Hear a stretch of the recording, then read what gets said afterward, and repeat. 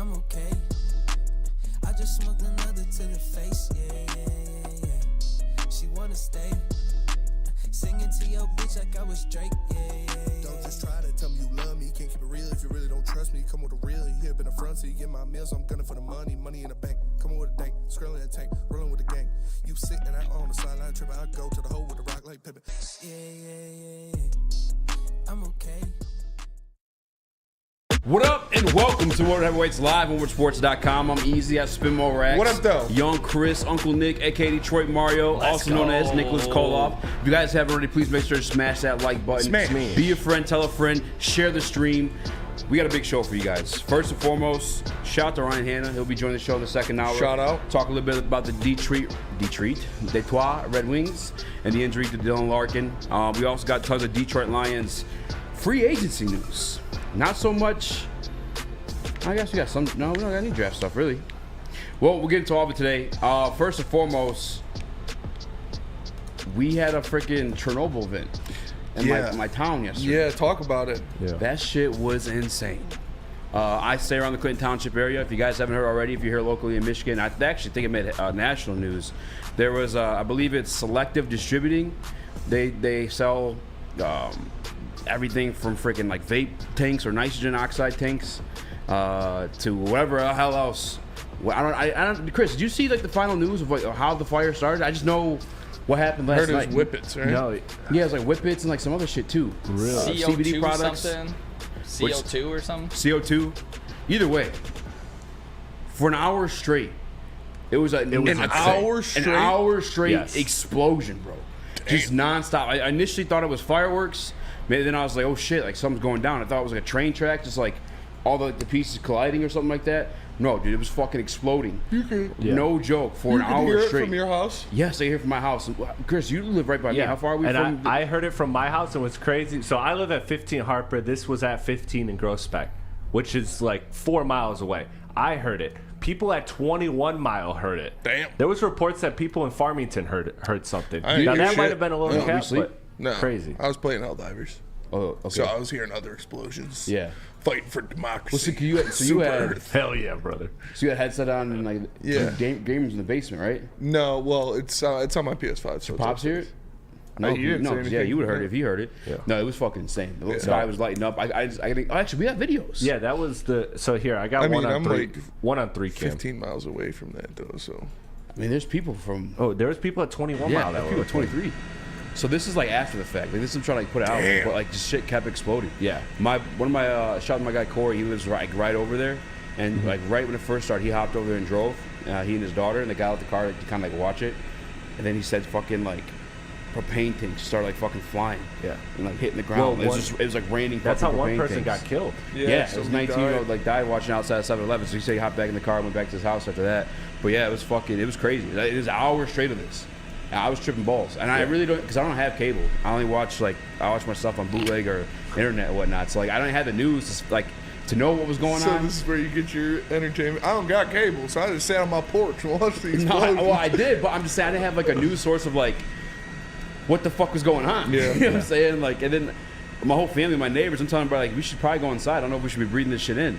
Do they have like a final thing on that? Like, They were like, don't worry about it. yeah, I'm like, I don't know, bro. No, that's to me where I got scared is like the long-term effects. I have a friend who literally lives right at 15 Groesbeck. Like he was feet from what happened, and his little brother was on the way home, and the iPhone Find Your Friends or whatever was like showing that he was in the McDonald's parking lot, which was like right by it. So he started freaking out and calling him, and he couldn't answer because he could not hear it with the phone connected to the speaker in his car. He could not hear it over the It explosions. was insane, man. It was that was wild. That's something I've never experienced in my life. Like me and my dad were sitting there watching the news, and we're just like, how do we keep hearing explosions? Like, Yeah. I'm sorry, I'm dumb, but like, wouldn't you think everything exploded within the first like 2 minutes? How are we hearing explosions an hour all later? those propane tanks, all those like. I know, but wouldn't nitrogen one oxide? just like light them all off? Like, That's what was happening. That's why I was like. yeah, but wouldn't Do you have the other video we sent? Yeah. Play that one. That one gives a little bit more context, like, because this was after the fact. I did have YouTube TV, Steve-O. Football season's over. Had canceled. So here's the I other say one. that money, boy. Yeah. See how that's everything exploded. Yeah. Did you hear that metal? That's crazy. And I'm sorry if I can't explain this better. I don't really have words for what it was. It was Straight out of a nightmare, dude. dog. It was insane. We were joking around with my own buddy because he has like the guy that was over there. Corey, he has a real like conservative buddy who called him. He's like, "It's happening! They're attacking us!" Damn. Yeah, it's fucking. That's pretty crazy. It was wild. But I'm glad that everyone outside of the firefighter and I guess the 19-year-old too. Rest in peace. R.I.P. That is Yeah, unfortunate. rest in peace. And there was the road rage incident too. Yeah, someone got shot at 15 in Cali. When? Yesterday? Literally right before that happened. Like during the bombing? I think it was. bombing. I think it was during Explosions. because of the Alex of the Jones. traffic. Like somebody was stopped, and so the person got really aggravated that they were stopped and. Shooting wait, somebody what? over Is that traffic. badass? That's what the reports are. Is that basically it was over like all the blockage that was happening because of the fire. That like somebody was trying to leave and like the other person was kind of just like panicking and staying still, and road rage took over and they shot him. Shooting somebody over traffic is wild. Yeah, that's insane. I had an old guy pull a gun on me before. Really? Yeah, and there's been 2 times I've Was had he it happen. white? Yeah, white old dude. The one time it happened, I called the guy's bluff because I could tell I got his pussy. I was like, "Fucking do it," which is like stupid in hindsight. Bro, my brother, Kids, if you're listening, shout- don't. Yeah, don't do that. Shout out to my brother Never. Mark, who fucking we fight all the time and grow up fighting. He was like, "Bro, you're fucking crazy." Yeah, that's- that guy fucking hopped out the window. I was like, "Do it, pussy." Jesus Christ, bro. The second one though, I'm pretty sure that old guy was gonna use it, and I just rolled up my window, let him spit on the window, and say whatever the hell he had to say. I had something on me too, but I was like, this is not like I don't know what the fuck to do in this situation. I had one other time too. This guy was like following me on 696, and my girlfriend at the time, like I had my shit in my glove box, and I was like, give me the fucking thing, and she's like crying, no, like scared. I'm like, bitch, this guy, I don't know the fuck this guy is on. Give me my fucking gun, and yeah, but no, that was crazy. That's you ever had a gun pull out on? Yeah, I mean from a cop. Yeah, one other time too. Not Actually, from a pedestrian, I don't think. yeah, 2 old white guys, both times, previous times. And the guy in the traffic, too. You think? Who's a real danger to Hold on, society? that terrible boy over there. Yeah, man, it's, I don't know. Shooting someone out over traffic is ridiculous. We always Gotta be joke careful, about man. your race, Eazy. Do you ever think like one of those 2 races people that was like mess with you or like trying to figure out What the fuck is he? Do I shoot him or not? Polynesian! What if he's just real tan? No, but I guess I'm glad that nobody else got hurt in that whole situation. That was crazy. Yeah. I put this one briefly into it because somebody wanted to talk about it during the Ermanni and Edwards show. It's the Ryan Garcia stuff. Have you been keeping an eye on that? No. Dude's been having like a straight like mental breakdown. And Really? He's got a fight coming up next month on the 20th, 420, against Devin Haney. And like Devin Haney's like, are you on drugs or something like that? I don't like 420. Yeah, it's not. My car got totaled on 420. Oh, yeah. PTSD. Yeah, rip. I'm gonna call. Is it a weekday? What? Probably. 420? Because I'm calling off. I'm not driving. It's a 5 out of 7 chance. No, don't do that. What are you doing? I hate Sorry, you, bud. Chris. I mean, that's the math. So what happened with Ryan Garcia? So he went on his Instagram. I don't know, it might have been his Twitter or his Instagram, but his Instagram, he went out there and said like, rest in peace, Ryan Garcia, like 666, and literally just a bunch of like, if you were just like the fucking elbow drop your No fucking way. keyboard. Yeah, you bro. think he's like doing coke or something? No one knows. Actually, I don't think it's drugs. Because his ex-wife came out and said that like she thinks she's having like a mental breakdown or something like that. No, I mean drugs can definitely like Blake Griffin a mental breakdown. Like, That's true too. It can push you right to the edge. But he's also been boxing since like he's a kid. He's probably got some hella CTE as well. Yeah. Probably a good combination of it all. But I guess prayers out to him. And the fight hasn't been called off as of yet. I don't know if that one's kind of scary. Wasn't there like He's a really young, report too that he was like missing or something, or people just couldn't contact him for a few hours? Well, that's And what then- happened. He reported himself as dead, or I don't know if it was him, but he said his stuff got hacked. It got hacked or reported on his Instagram that he was killed or dead or something like that, and they just didn't get in contact with him. But then he posted something last night saying, He "I'm blew okay." up a bunch of whippets in Michigan. Yeah, maybe that's what it was.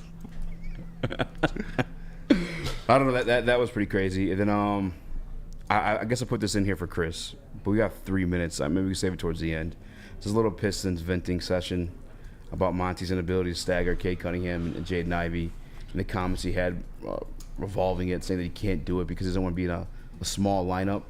Just want to save that one, Chris? I mean, we got 3 minutes. Let him cook. No, there's really not much to say other than that is a dumb excuse. Because at the end of the day, your team has single-digit wins. Get your shit together. Try some shit. Like, what is worse? What is going to get outscored more than the bench unit? Nothing. The bench unit sucks. They had one good game recently where they were like okay for a stretch, but the bench unit has sucked all season. Matter of fact, I looked up some numbers. Cade with Stewart and Duren is +9. How are you +9 on a team that? How is that a lineup Zero that's spacing. +9 with no spacing, but also on such a losing team? That shows you that not only is that team good, but that lineup is really good. Like, there's things that he can figure out and he could try, and he said no more trying shit. But it's like you're doing the same shit. You're not really making too many changes. People were saying that he slightly changed his rotations, but honestly, it's just stubbornness. And I'm at the point where, dude, I just want to wash my hands of this situation. I just want to be done with it, move on. Let's try to find another coach, something, because I'm over it. I'm over this. He's actively trying to get fired, bro. You can't. There's no other way to explain this shit. I mean, DNC says perfectly in the comment. He says a small lineup in quotation marks. Meanwhile, you tried out Sasser and Flynn. Yeah. Like, what do you mean, bro? I mean, I don't know, man. Maybe we bring it into a little bit of the back half of the other. Were you about to say, Nick? You want to speak your piece on it? You're a season ticket holder. Yeah, I was just going to close this one off by asking, do the Pistons keep it within 20 tonight in South Beach? No. I don't know, but are we cooking up tonight? That's the real question. I don't even want to anymore. What do you mean? Yeah, We killed it. Smash the Terror Zero. We have to at least sprinkle something so we can watch it. The parlay, the Pistons parlay finally died out against Orlando when they benched Ivy and Cade for like the back half of the game. Mm-hmm. I was fucking We'll go conservative tonight, cook up a winner. We'll cook up a winner. Hey, that's what we do. Heavyweights. We've been cooking up the Piston parlays like crazy. Pistons suck ass. Let me tell you about Jack Labrador. Football season is officially over and spring training is here. However, Jack Labrador is 24/7, 365 days a year. Learn how to play now on your phone at jacklabrador.gg. 2 new symbols in the franchise-changing 3-point play. And remember that once you go Jack, you never go back. Go to jacklabrador.gg now to join in on the fun. Love Woodward Sports? Love wearing clothes? Then you should be wearing Woodward Sports clothes. Check out our full line of merch at woodwardsports.com. Just click on shop. We have all your favorite designs, like Dan Campbell kneecaps, Woodward golf, and of course, our own logoed out merchandise. Men, women, infants, kids all love Woodward Sports. Impress your friends. Impress your boss. Impress your dog. Buy Woodward Sports merch today.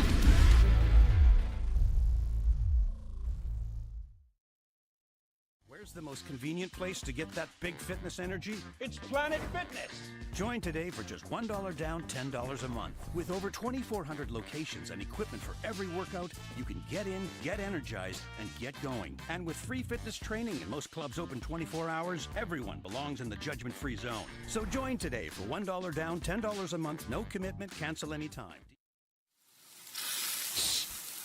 You smell that? That's Brad Holmes cooking. And the off-season smells good. Woodward Sports. Head on over to woodwardsports.com and click the shop tab today and get yourself some brand new merch. They got amazing appeal, the ultimate swag. Head on over to Woodward Sports, click the shop tab today, and get you hoodies, hats, tees, all guaranteed to turn heads. Go to woodwardsports.com, click the shop tab today. What up, though? Welcome to World Heavyweights Live at woodsports.com. Everybody's just jumping, guys. Spin more racks. Hello. Yo, Chris, Nicholas Kohloff, aka Detroit Mario. If you guys have already, please make sure you guys smash that like button, 5-star review on all podcast platforms.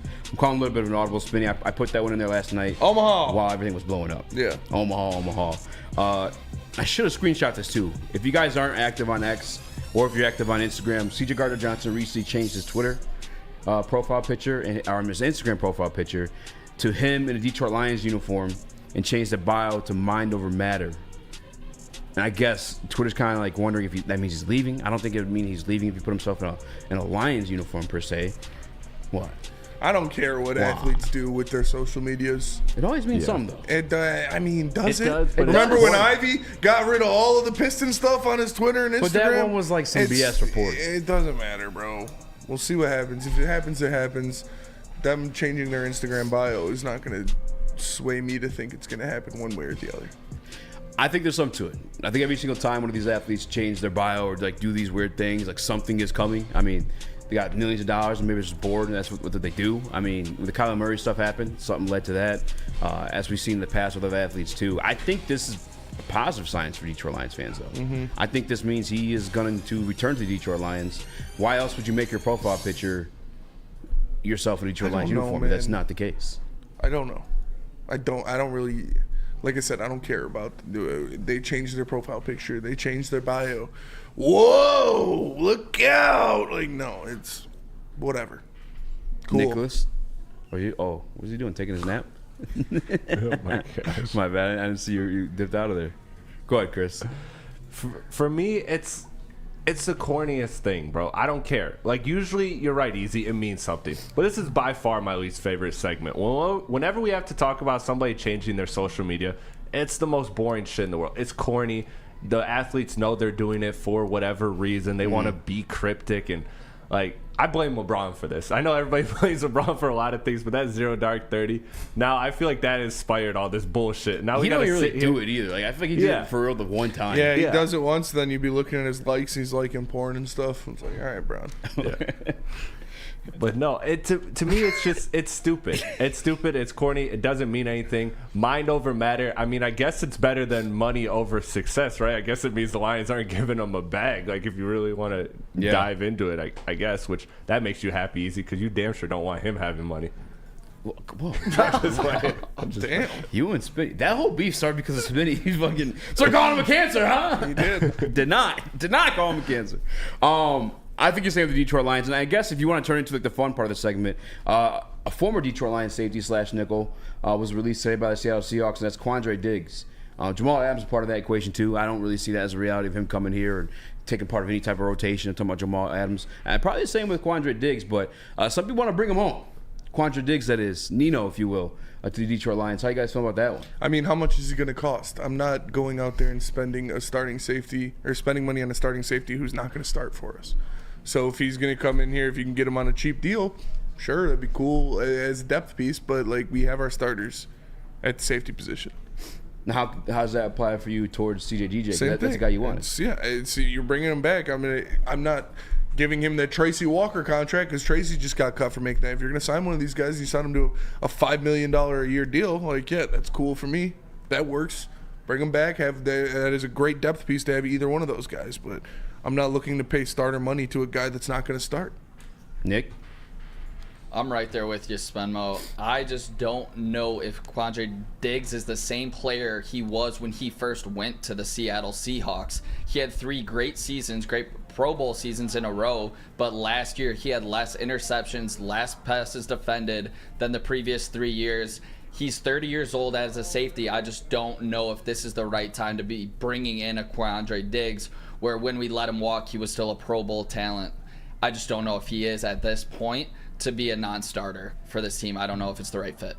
To me, I think that makes him a fit for the Detroit Lions, just because you have your starter already in Branch. So, like, the guy you're bringing in, I feel like you'd want to ask like a depth piece, or like, I don't think you're expecting Pro Bowl production. Obviously, if you get it, that's a plus. But I don't think it's like your expectation for like your depth piece in that situation, you know? Yeah, I just do not want snaps being taken from guys like Brian Branch, and that goes for C.J. Gardner-Johnson as well. If he does return to this team, I do want it to be in that rotation, because we saw what guys like Branch can do last year. A guy like Iffy, we all know what Kirby Joseph's playmaking abilities are very good for this defense. So I just don't want to be taking snaps away from these guys that really helped this defense kind of transform at the back end of last year. Yeah, I guess like that's the part where I don't know like what he's looking for at this point in his career. I mean, you just said it already. He's 30 years old. Like he's 31 years old, and he still may be in a situation where he can go somewhere and start. I mean, do you guys think that's the situation he's looking for? Do you think he's still that caliber of player? Quandre Diggs, yes. Yeah. I don't think he wants to be a backup. I think he wants to go somewhere and get paid and start and play games. And in Detroit, he would not. He would not. They're not going to pay him a lot, and he wouldn't be a starter on this team. So No, I don't think that's a fit. Because he's at the age, obviously, if he's getting cut, he's expendable in the Seattle Seahawks' eyes, right? So it's like, maybe he is at that stage in his career. I mean, he did fall off, like Nick said, from like the Pro Bowl years. And I guess the same could be said for like CJ DJ too. Is like, what is he looking to do? I can see a situation where just because he knows what it is here, or he wants to come here and compete, and I think that's always on the floor, despite like how much money was, or I guess where somebody was drafted and like the upside of this guy. Like, no, Dan Campbell, Aaron Glenn, and everybody else, like they're gonna give that starting spot to whoever deserves it at the end of the day. I don't think that matters as much as we love Brian Branch. I think that matters of like the upside of what we think he could be. If C.J. Gardner-Johnson is outperforming him at camp, he's probably gonna end up being the starter. Yeah, but he wasn't last year when Brian Branch was a rookie. They literally moved Chauncey Gardner-Johnson out of that position because Brian Branch was performing so well. So I don't think that changes after getting a year of experience. That's stemmed the beef. Yeah. Or not that one, but the one with Iffy. Yeah. Because once Iffy got the reps, and the defense looked a lot different. A lot different. I'm open to either situation, but I'm with you guys too. As long as if you bring back one of those guys, you're not going to be paying them $10 million a year. Like you bring back one of those guys, they're going to be getting paid as a depth safety. They're going to be getting paid as a guy who is the third option when you look at safeties in the room. So that's what, $5 million a year? And if you sign one of them for that deal, yeah, I'm cool with that. Either of those guys I would love to have on this team under those circumstances, because they are still great players that if somebody does get injured, God forbid, you'd love to have one of those guys fill in. But I don't see Brad Holmes paying those guys starter money to not start. Just a fan says Brad Holmes loves them broken toys. I don't know. No, I guess you could speak to the broken toy stuff, and we're probably going to speak to the broken toy stuff when we come back at 6:28 about the Emmanuel Mosley re-signing. But I don't think C.J. Gardner-Johnson or Quandre Diggs is broken, if that's what you're referring to. And I think he was thinking of Mosley. Yeah. And I guess where I'm lost is, and I'm not like attacking you, I guess I'm trying to get to understanding, like, do you think Chauncey's coming here to be a depth piece, or do you think Chauncey's coming here to win the starting job? We'll see. I mean, I think he expects to win the starting job. But I think Brad Holmes in the front office isn't going to pay him as a guy who's going to be starting, because they have their starter in place. They have a starter that they're comfortable with in place, in Ifantu Melifonwu. So if you're coming back here, yeah, you should want to win the starting job, and you should be doing that, but you're not going to get paid as a starter. And on the open market right now, do you think Chauncey makes less than Quandre? I think they're pretty similar. Because Chauncey's, 27? Yeah, 26? I think they'd be pretty similar what they'd get paid. Just because Quandre has, like, the resume? Yeah. Yeah. I mean, if they're similar to what they're getting paid, and you think that's something you're, like, willing to pause and to swallow when it comes to, like, Chauncey Gardner-Johnson, hey, yo, why aren't you willing to do it with the guy? I am. Like I just said, I am. If you get them on a contract like that, either of them, yes, I'll take them. You sound very dismissive of it. If Quandre Diggs says, okay, I'll take $5 million a year to go be a backup in Detroit, yeah, cool. Do I think he's going to do that? No. So if he comes in here expecting to get $10+ million, sorry, buddy, no, it's not going to happen. But if you'll take that same kind of contract that Chauncey Gardner-Johnson took last year, sure, why not? Yeah, I don't think he's getting $10+ million, whether it's from us or somebody else. At 31 years old, I mean, how many more years can you guarantee? Like you said, he even fell off just recently as last year. Yeah, and it's not like there was like injuries in there. He played all 17 games, which is something that everyone should value that in guys who played 17 games the past 3 seasons. And speaking of a guy that hasn't done that, that's Gardner-Johnson. So it's like, can we bring him back on another prove-it 1-year type deal like we brought in Mosley last year is my question with Gardner-Johnson. I don't know if he will come here if he's not like guaranteed the job. If he wants to work for it 100%, let's do it. But I just don't even think Gardner-Johnson himself's going to get a big deal if he wants to come back to this Detroit Lions team, if he likes the way this team is moving in the right direction. I'd bring him back for cheap 100%, but I just don't know if he's the kind of guy that wants to come back to that on a discounted price. Who do you think is going to be cheaper? Gardner-Johnson, for the fact that he has not played. Yeah.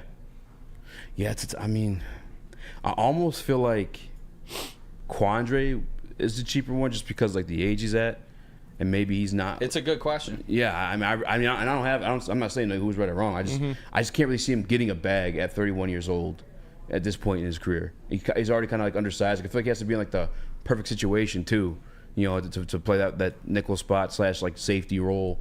Which again, it's here. Is he ready to do that though? I don't know. I'm trying to think of like the top safeties in the league and like their ages. Obviously, Kyle Hammonds is the first one that comes to mind, but everybody else. Minka, which I want to say he's like 28, 29. probably. Yeah, like I think Quandre might be at that stage 27. where he is. Minka's only 27. Yeah. That's amazing. Good for him. That guy's a dog. Now I think Quandre might be at the stage of his career where he's. I don't know if he's mentally ready to be a depth piece, but if he's gonna come here and he's gonna be open to competing, like, hey, that's. Would you rather have him or CJ just as a player wise, pound for pound? Probably CJ. The younger age, what he brings, emotionally and mentally to the team. He is more familiar with Aaron Glenn's system and Yeah, what he likes to do. So if you're saying I could get either of them for the same price tag, I would lean towards Chauncey Gardner-Johnson. Who do you think is better pound for pound? CD Nick? Deuce.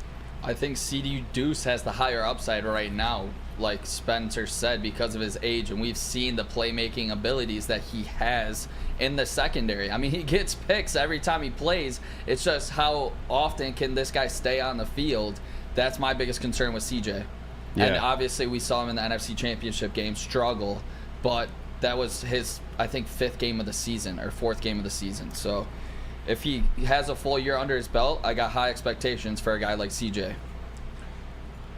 Yeah, I'm leaning CJ too, man. I really do love the mentality he brought, and I think that, well, both answers you can't go wrong. I definitely think that CJ DJ has something to prove, and I think he's shown that he really does want to make this work in Detroit for many reasons, not just for the payday, but I think he embraced the city and he embraced the position the Lions are in, and so I think the locker room seems to love him. Bring him back. Like, I'm all for bringing him back.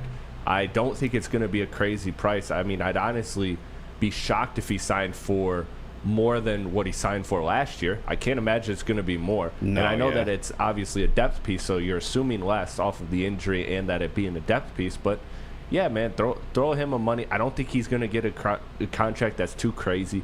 And I think Brad Holmes has shown time and time again he is financially responsible. So if he pays CJ DJ something, I don't look at that and then start to question his other free agent acquisitions. I think he's shown that whatever price point he signs a player to, it's going to be relatively fair to their value. Mm-hmm.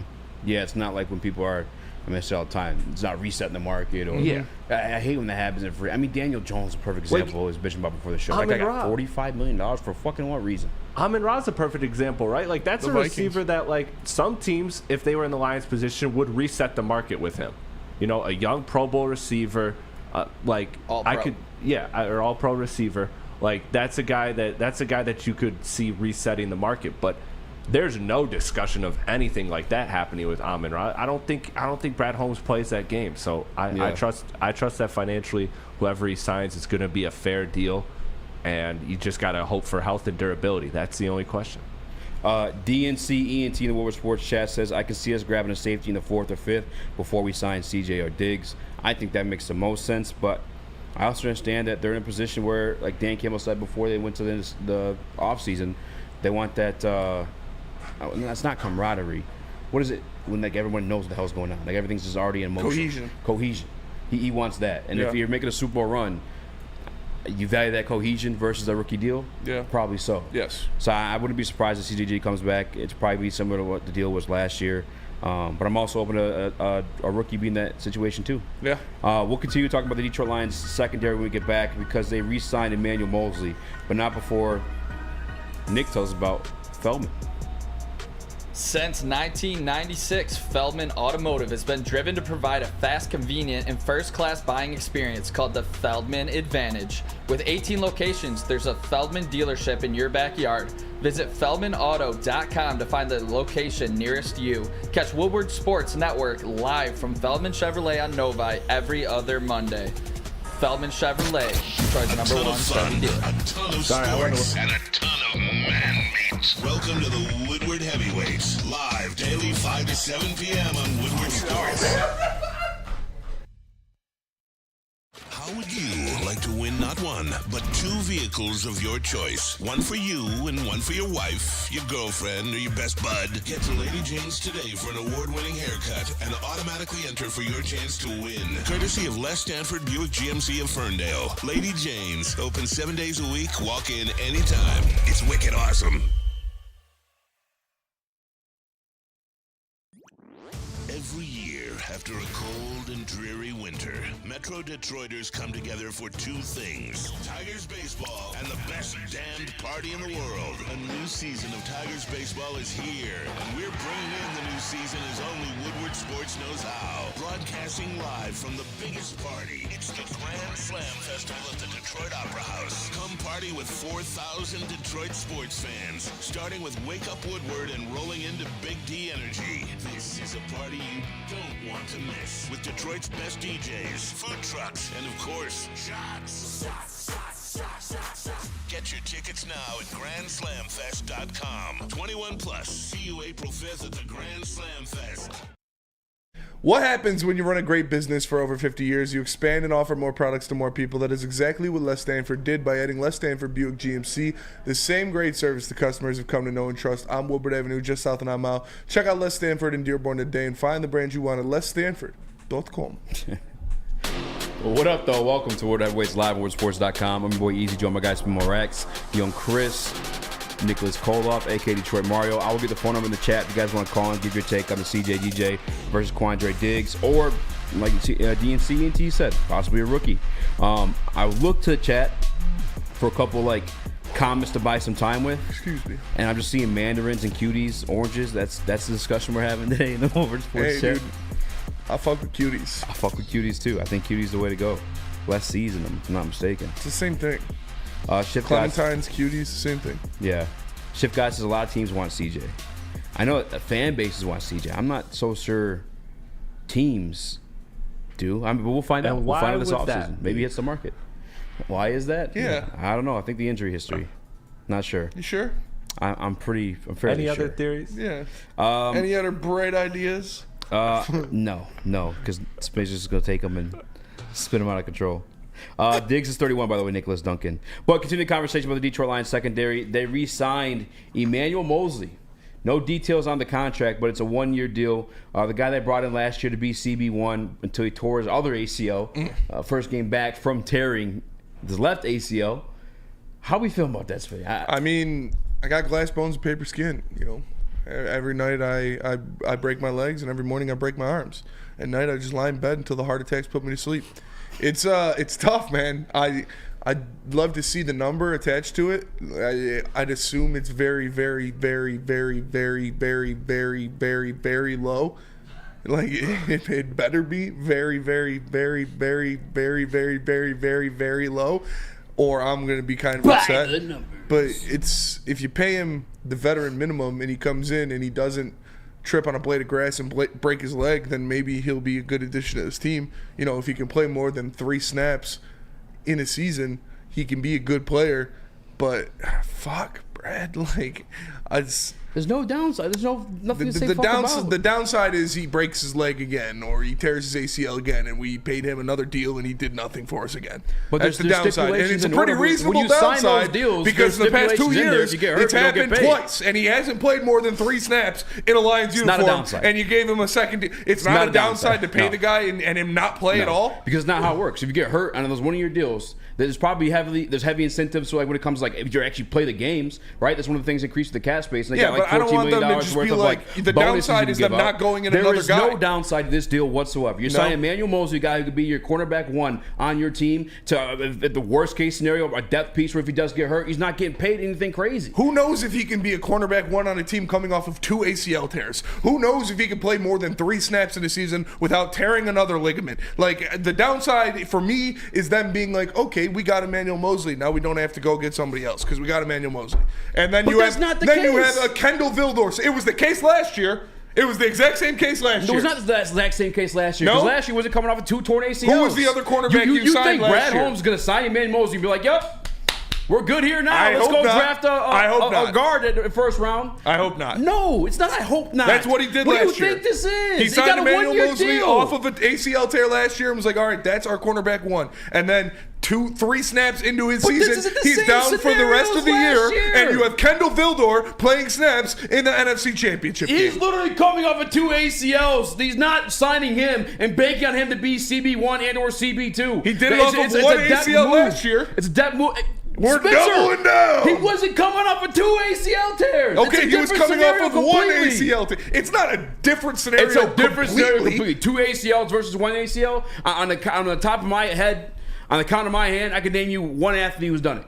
One NFL athlete, and that's Odell Beckham. Okay, so signing that isn't a downside? No, but you're trying to say it's the same exact situation. It's not at all. He's coming off 2 ACLs. Brad Holmes isn't signing him to be the CB1. I mean, there's a hope that he could be the CB1. There's the upside there, yes, but he's not. All right, we're all set there. There's no thought in my mind, no reasonable thought in my mind that Emmanuel Mosley will be the CB1 for the Lions next year. That will not happen. Why are you acting like then that's the only move he's making? Why is that a fear in your mind? I'm not saying. I'm just saying. I that? hope it's not. I hope it's not. You need to bring in a guy who's going to play more than 3 snaps because I don't want to see undrafted free agents playing meaningful snaps in the NFC Championship game. I don't. I can't see that happen again. And that's not the case. That's what I'm saying. There's no downside. This is a depth move. He's not getting paid a ton of money. Yeah, it's a 1-year deal. He has the upside of being a CB1. If it works out, who's to say? At the very least, I'd rather have him out there as my depth piece than Kendall Vildor. I mean, there's snaps of him out there going toe-to-toe with Devontae Adams, and that's with Aaron Rodgers as quarterback. Like, this guy, when he's healthy... 5 years ago, the upside when he is was huge. healthy. But there's no downside to it, is what I'm saying. Like, that's not part of the conversation. Like, if he gets hurt, he gets hurt. It's whatever. But the deal is more than likely incentive-laden. It's probably a veteran minimum I mean, even a little bit more You than that. probably could have got Kendall Vildor for the same price that you got Emmanuel Mosley.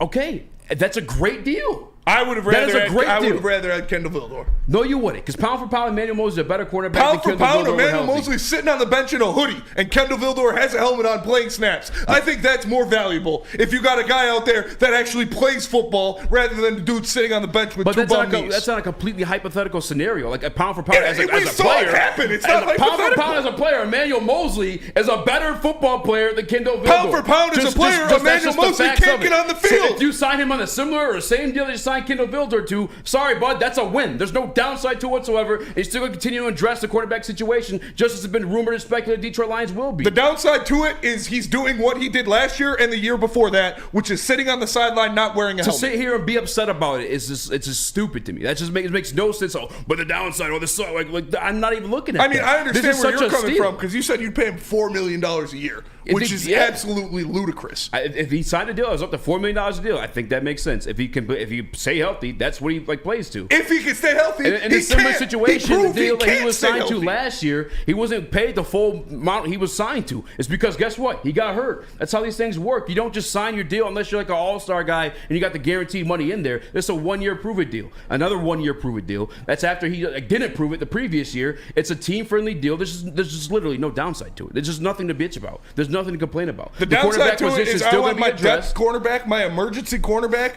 If that's what he is, if he is your emergency quarterback, he's your cornerback 3 that in case somebody you actually have faith in playing gets hurt, he's got to go in. I'd rather have it a guy that doesn't have 2 ACL tears in 2 years. A guy that played 3 snaps for you and then was out for the rest of the year. I'd rather have it be a guy that I have confidence in that's body can hold up and play games if you need him to. I have absolutely zero confidence in Emmanuel Mosley being able to play more than 2 games for the Detroit Lions if you need him to. And I'm not saying pretend like his injury history doesn't exist. It's definitely there. But to sit here and bitch, that's the final move made at the cornerback spot. That's how Brad Holmes, Detroit Lions are addressing the cornerback spot, where the guy had their 2 torn ACLs heading into a year where they have the mindset of competing for a Super Bowl.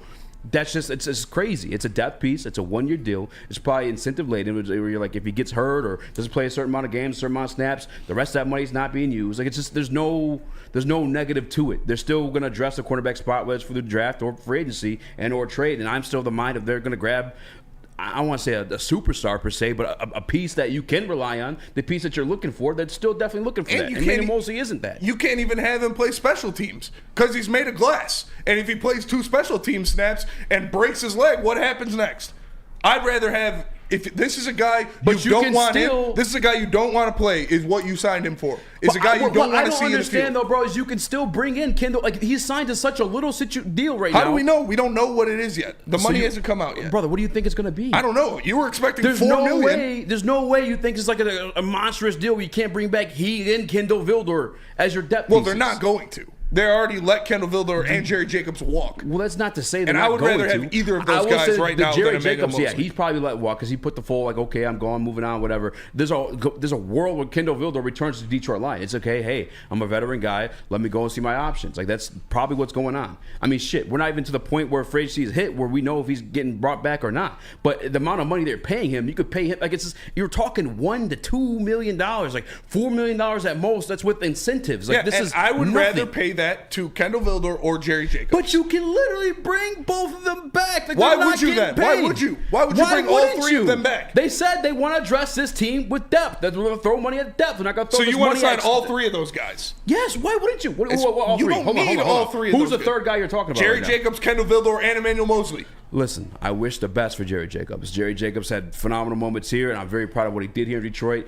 No. But Kendall Vildor? So you'd rather have Emmanuel Mosley than Jerry Jacobs as one of your backup cornerbacks? Yes, absolutely. I see. I'm not there. I mean, I've seen Jerry Jacobs on the can't field. sit here- I've seen Jerry Jacobs for the Lions make interceptions, make plays, make things happen. What I've seen Emmanuel Mosley do for the Lions is play 2 snaps and then be done for the rest of the year. And that's fine. I've seen Emmanuel Mosley make plays in the NFC Conference Championship. 3 years ago. Like, that's what he is. He's a better player pound for pound when healthy. Now the question is, can he be healthy? But That's at a a big discount question. deal, that makes no sense to like try to be upset about it. And then on top of that too, you made the NFC Conference Championship with Kendall Vildor at the starting spot. You could bring both of them back, discounted, and then still address the cornerback situation. And then you have like a phenomenal cohesiveness with guys that know your system now with both of them. Cohesion? Cohesive isn't a word? Cohesiveness isn't a word? It's cohesion. Can we find that out? Chat, I don't care. Either way, regardless, you have two guys that know your system, both on discount deals, and you're still going to address the quarterback situation. Again, I think it's going to be through trade. I mean, I'm hoping it's through trade because I got my eyes on Marshawn Lattimore. But yes, I'd rather have him as my backup. And I can bring them both. It's not, I'd just rather have guys that play, personally. I want guys that play on the field.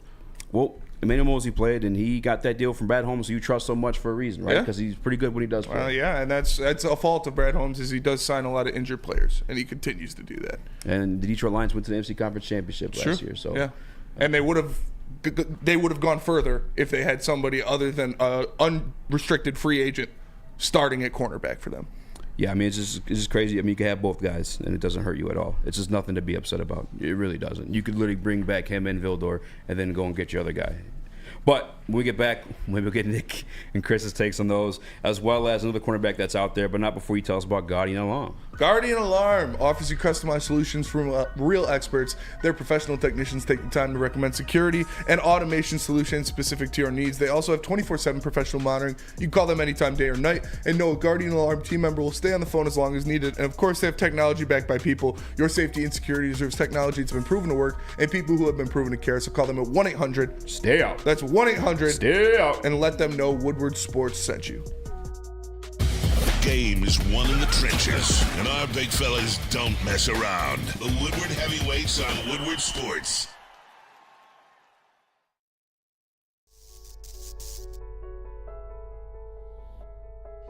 We've just received word.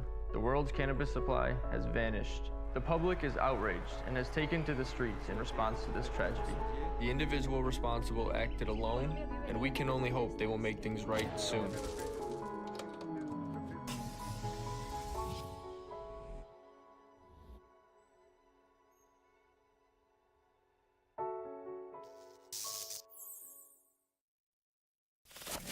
We don't like to brag that we are the toughest sports network in Detroit, but we do have a guy named Darren McCarty on our side. Woodward Sports.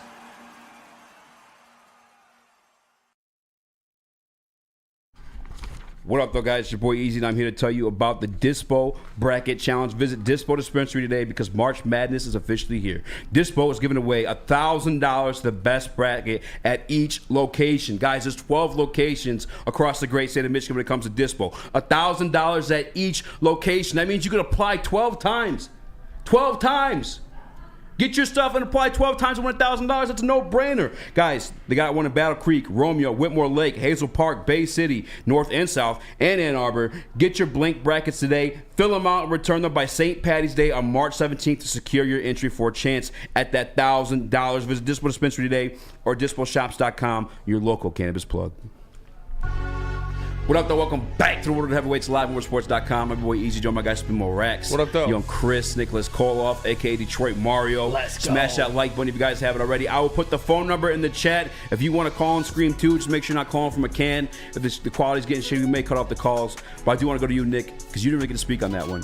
Emmanuel Mosley being brought back on the one-year deal for the Detroit Lions. You guys hit basically all the points on it, but in my eyes, you got to be ready to play. And this guy is not able to play for this team. If we bring him in, which we did, Brad Holmes has the medicals on him, so he must think that he can return from this as a depth piece. That's my thought process on it. If he can return after maybe week 8, week 10 of next year to help for a playoff push, that is the only thing that you can maybe expect as like a depth piece to return mid-season for a playoff push.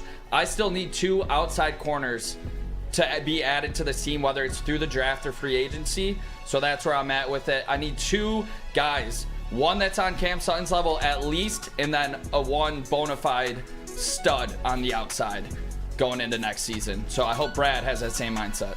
Chris?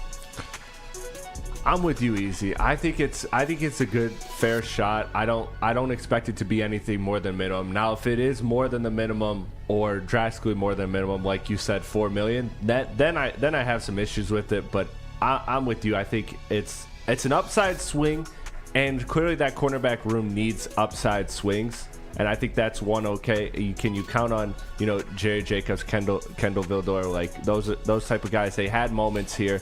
Especially Jerry Jacobs, but ultimately I was never really convinced that Jerry Jacobs was capable of maintaining the level he was playing at. Yeah. So I see this as a move that's just a depth piece. Now, again, if he doesn't address it going forward, then yeah, I'm highly upset.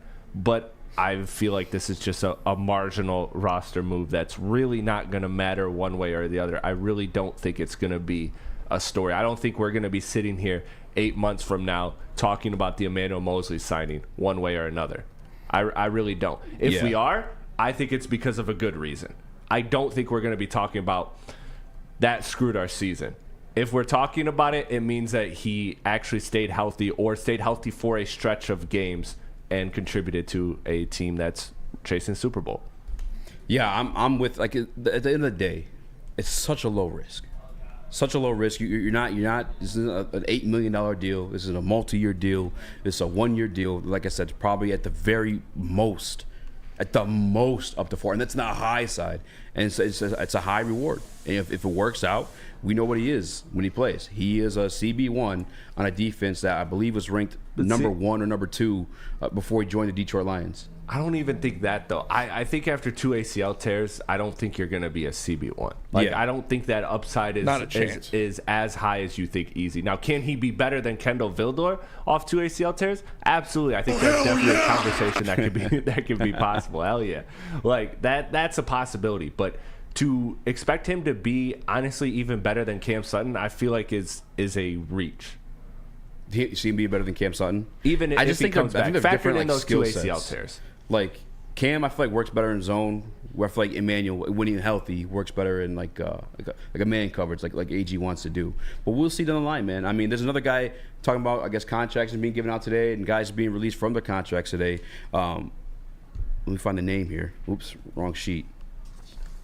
Darius Williams, the Jacksonville Jaguars, who was second in the league in pass breakups, was released by their team today. I want it. Detroit Lions currently hold his former position coach in Deshae Townsend at that same position.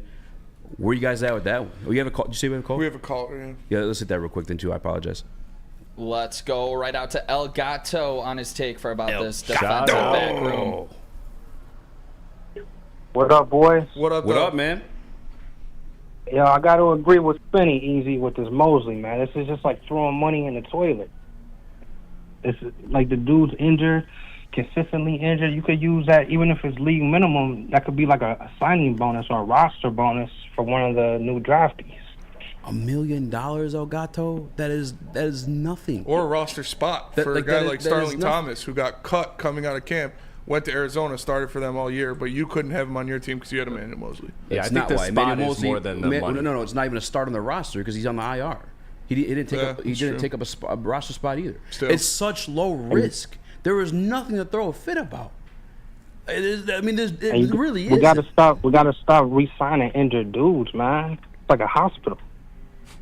Yeah, I mean, that's the only guy to my mind. I mean, I guess maybe you count CJ GJ because he got hurt, but he did play in that Super Bowl.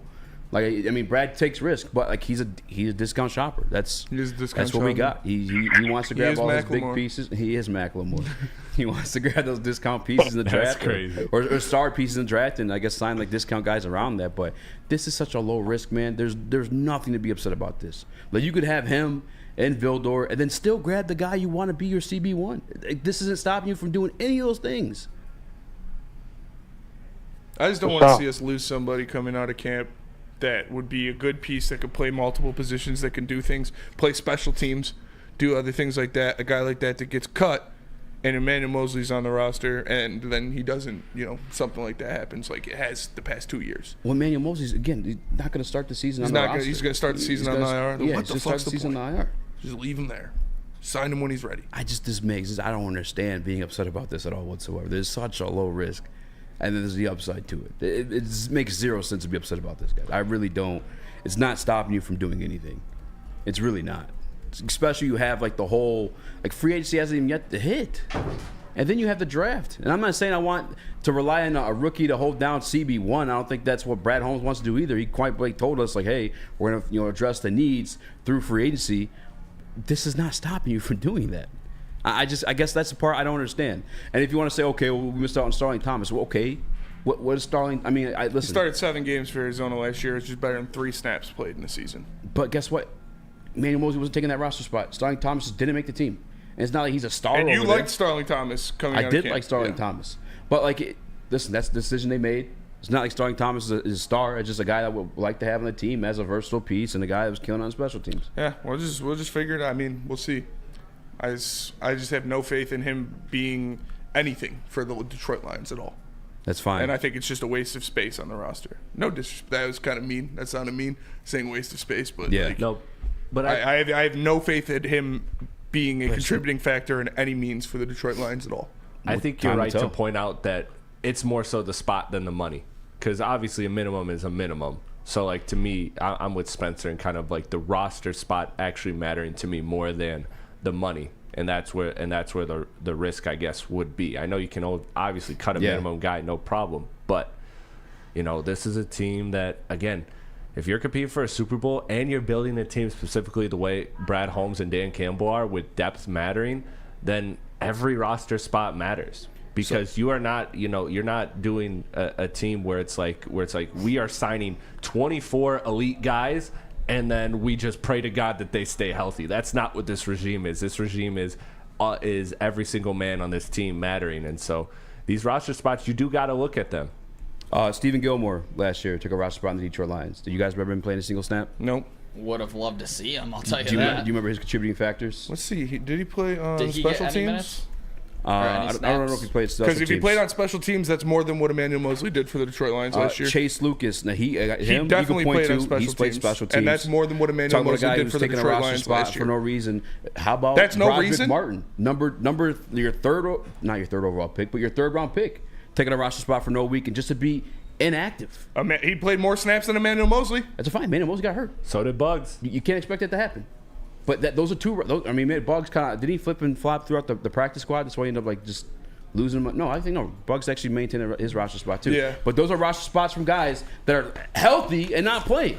I'm not crying over that either. Like, I think we're just picking at things to have an argument here versus like realizing what it is. It's a low risk, high reward.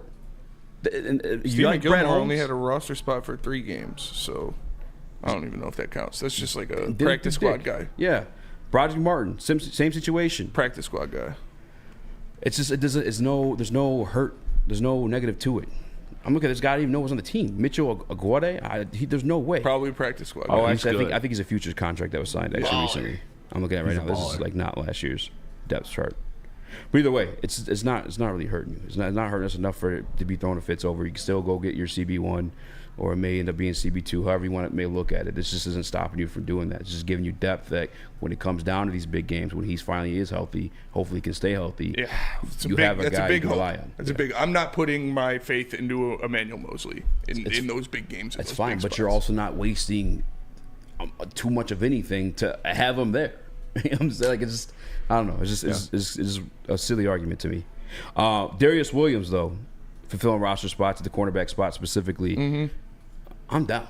Yes. A little bit undersized, but he does play that outside cornerback spot. Was second in the league last year at pass deflections. Had 4 interceptions on top of that. I think he had 16 pass deflections the previous year. I mean, this is a guy that balls out. Maybe undersized. The only thing, there's 3 things I can see where he doesn't end up on the Detroit Lions roster. 1, we just get outbidded for him. Money matters, and obviously we know Brad Holmes. 2, we got Emmanuel Mosley, so we don't need.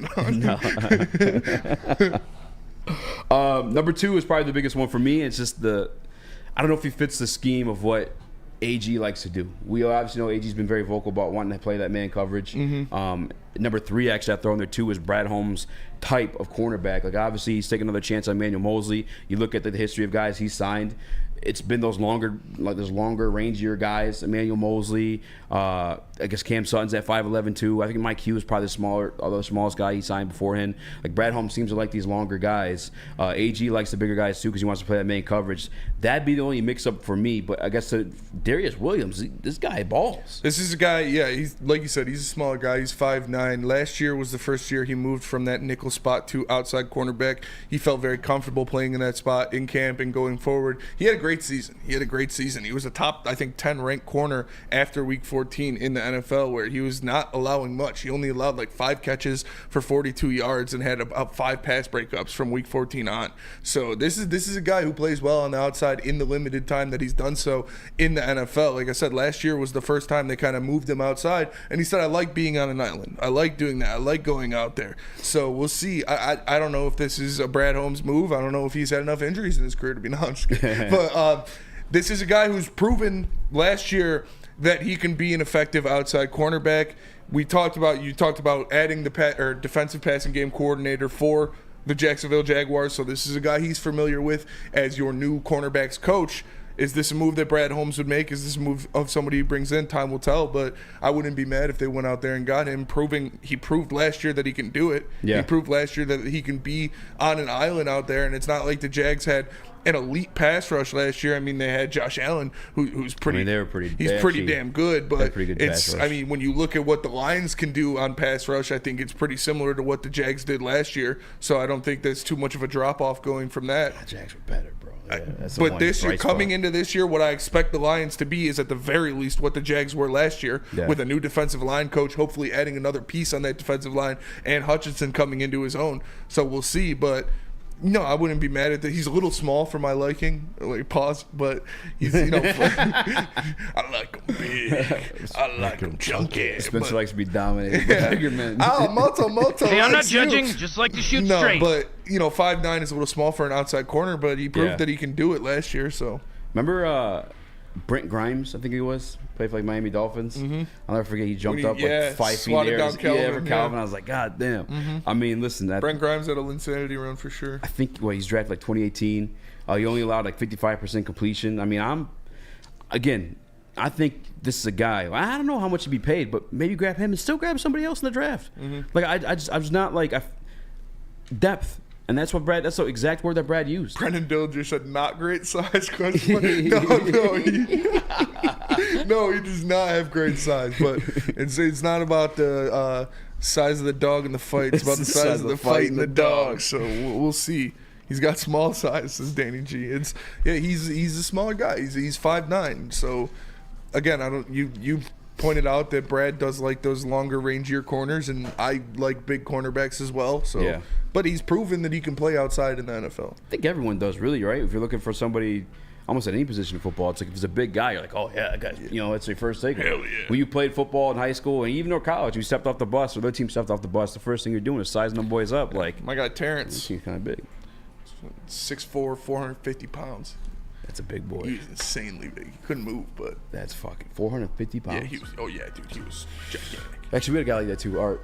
Shout out to Art. We have to go to break. Tell us about Planet Fitness. We get back, we'll get Nick's and Chris's take from that, and maybe you guys still want to call in. We'll get that. But tell us about Planet Fitness. Planet Fitness. Planet Fitness is the home of the judgment-free zone where anyone,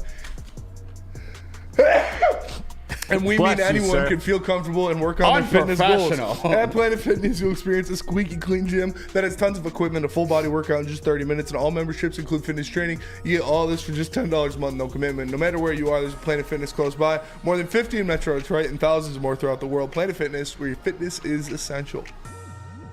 Stop searching for a vehicle and start finding one. Les Stanford Chevrolet Cadillac makes it easy. We harness the power of multiple dealerships and own the biggest selection of GM brands in the area to get you the car you need. With the Les Stanford Group, you'll have access to 4 different dealerships, providing you with more makes, more models, and more choices. We're connected to more than 1,000 vehicles. And with so many high-quality CPO vehicles available, you'll find new car quality at pre-owned prices. You can start and end your search at lesstanford.com today. You smell that? That's Brad Holmes cooking. And the off-season smells good. Woodward Sports.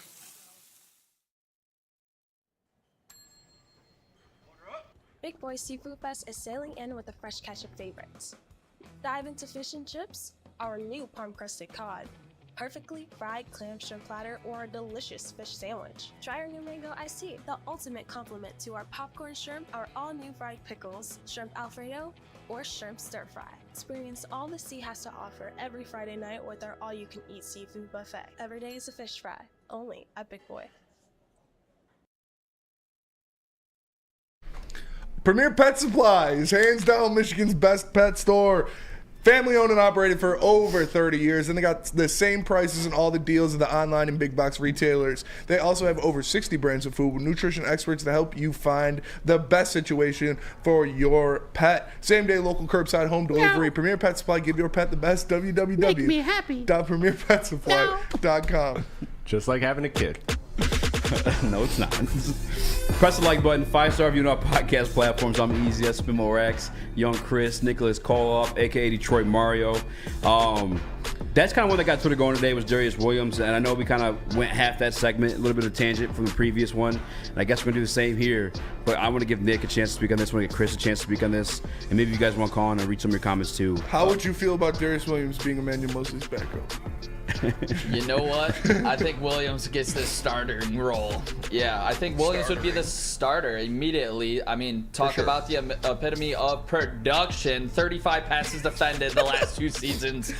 I mean, yeah, he's an instant upgrade of what we had. And I think he's better than Sutton, so it immediately moves him to that cornerback 2 slot. Maybe it's a little scary going up against guys like Jefferson. Maybe a guy like I'm blanking on Watson from Green Bay and DJ Moore. You know, maybe that scares you being a little bit smaller of a cornerback. But I would love this signing. This is the type of guy that this team needs.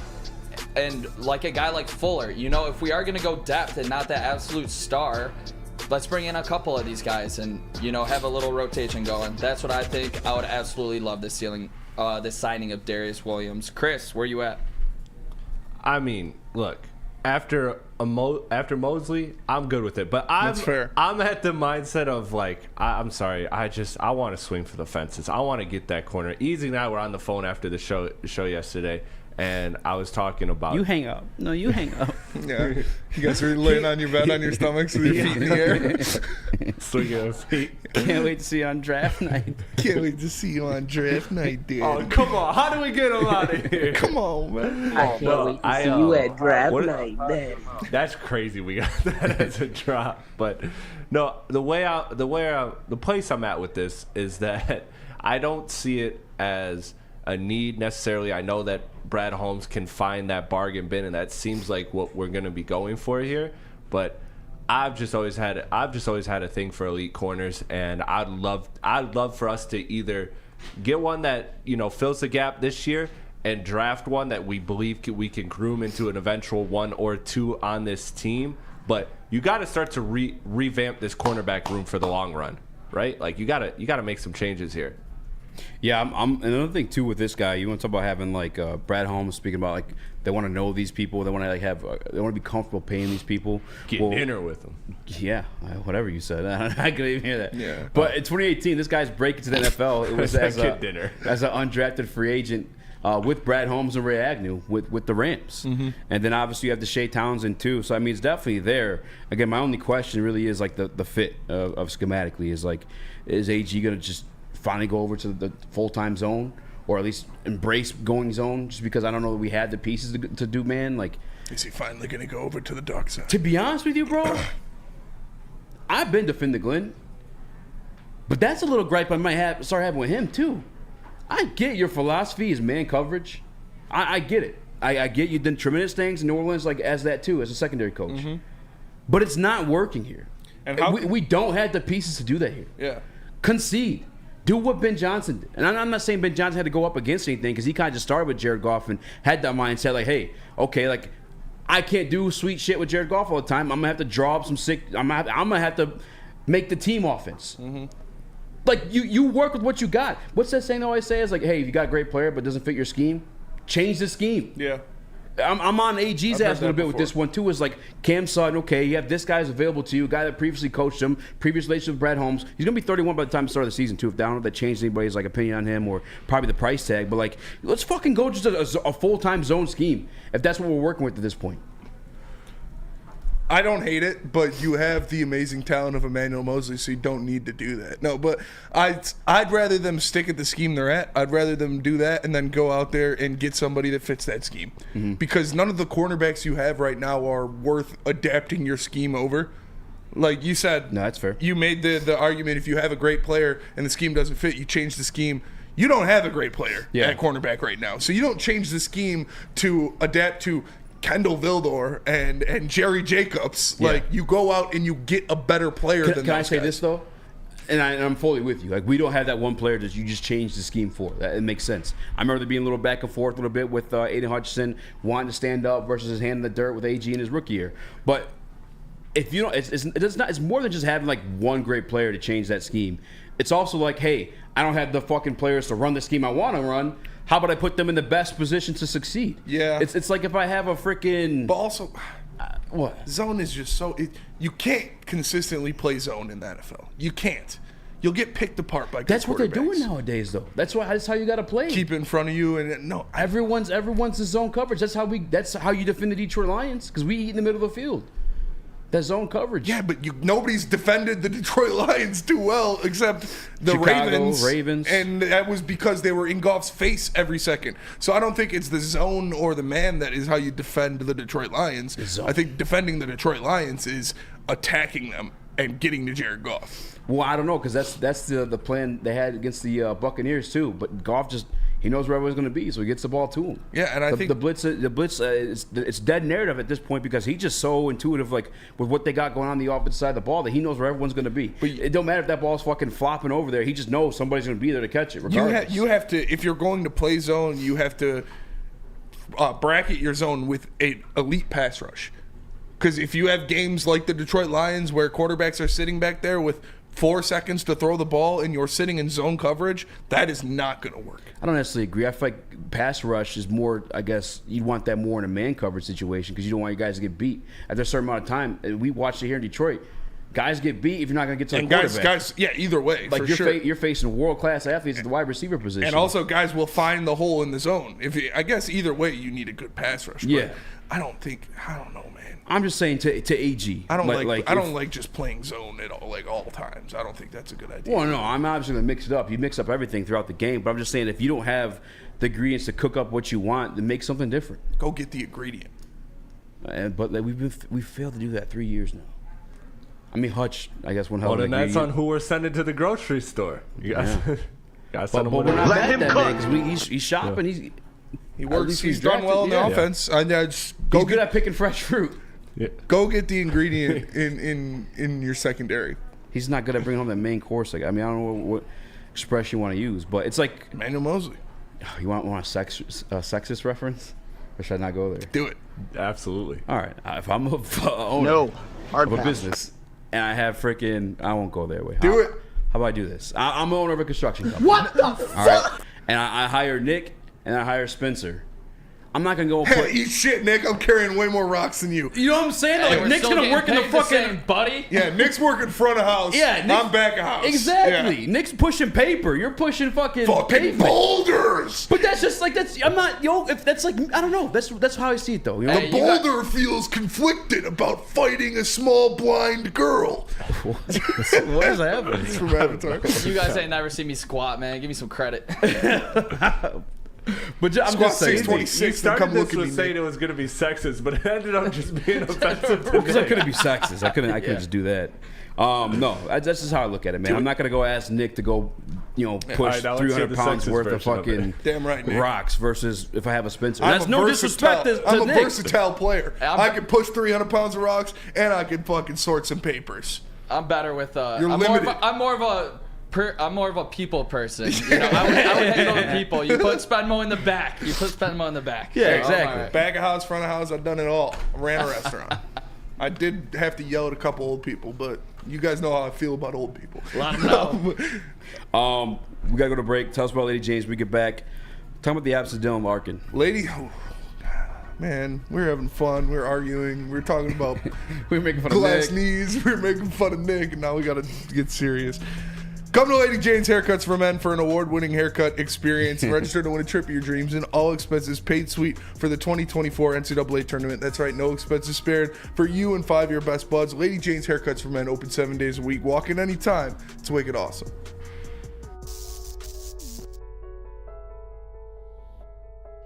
We've just received word. The world's cannabis supply has vanished. The public is outraged and has taken to the streets in response to this tragedy. The individual responsible acted alone, and we can only hope they will make things right soon.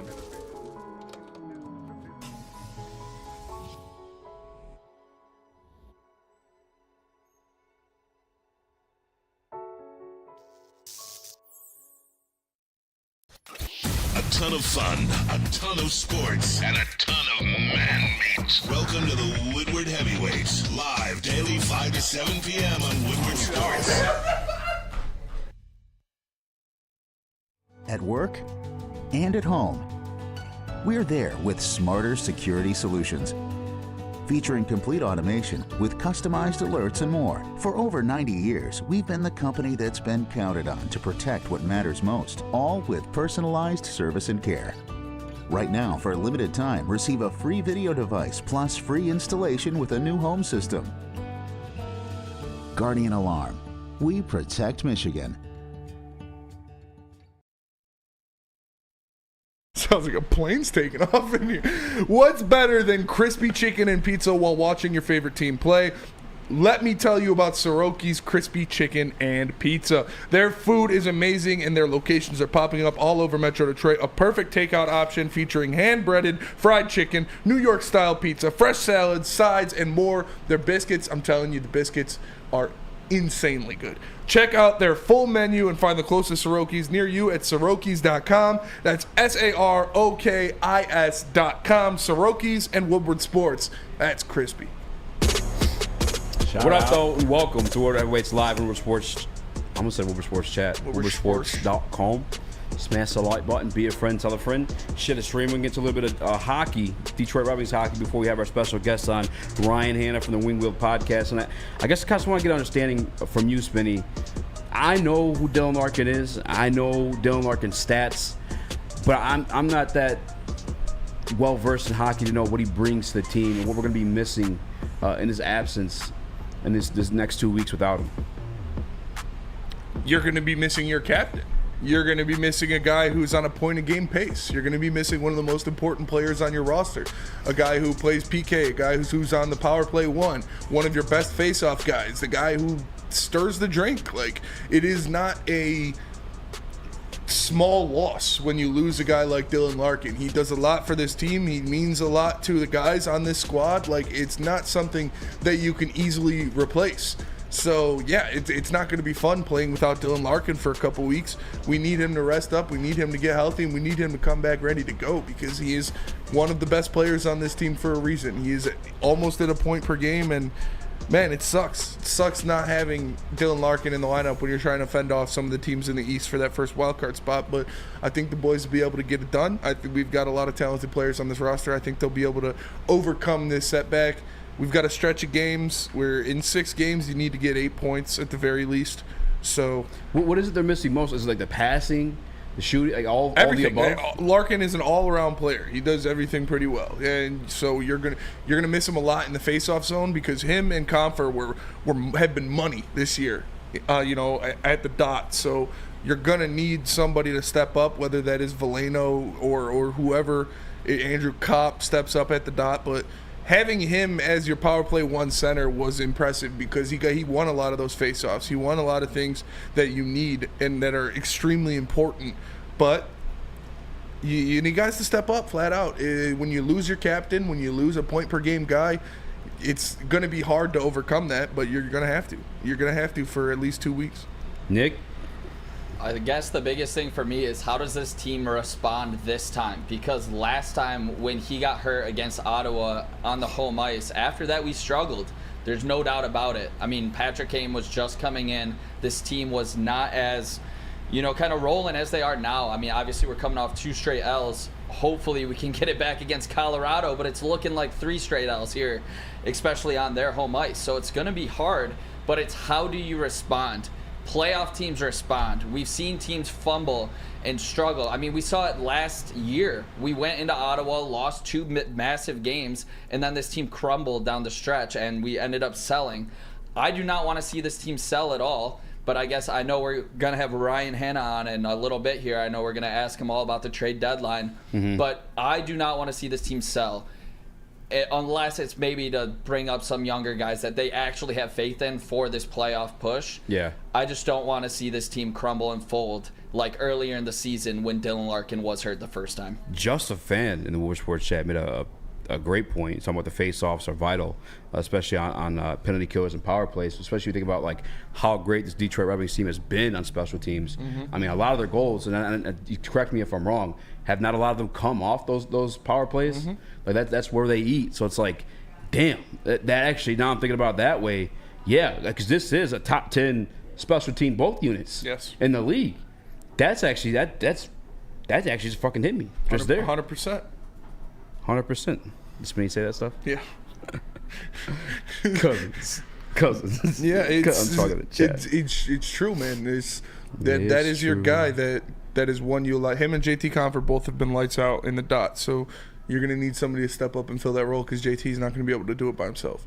So who is it in your eyes, Spencer? I know you talked about we've talked about who's gonna step up and physically be in his position, but who are you expecting from this team to take the biggest step forward and really kind of handle the responsibility? Is it the veteran Patrick Kane? Is it who do you see? I think Lucas Raymond in the point scoring aspect, not just directly, at his position. I think it's going to be Lucas Raymond. He needs to take a bigger role. Alex DeBrincat, obviously, you're going to need your guys who are stars to be stars and make up for that. But when you look at centers, I think Andrew Kopp's the guy that you're going to need to step up. I think Andrew Kopp's going to be the guy that you need. Like, he was a captain on Michigan. He was a guy that's done a lot of different things, and he's had a pretty good NHL career so far. But I think he's the guy that's going to need to step up and be that God, two please, center. no! No? If Andrew Kopp's our guy, Spenny, he's going to need to step up. Yeah, I mean, great answer in the sense that he needs to step up, but we might be in some serious trouble if we're depending on Andrew Kopp right now to be that guy that does step up. I don't know if I can see it in Kopp. I'm not saying step up like scoring points. I'm saying stepping up, leader, being a center, as a leader, winning faceoffs. You need to score points. You need your point scorers to score points. You need Alex DeBrincat to score points. You need Patrick Kane, Lucas Raymond, Robbie Fabry. You need those guys to score points. But as a guy who is a leader and a guy to win faceoffs, I think Andrew Kopp is a guy who needs to step up. Yeah, I think you're right on him needing to step up. I just don't know if he will step up. I don't have faith in Kopp personally.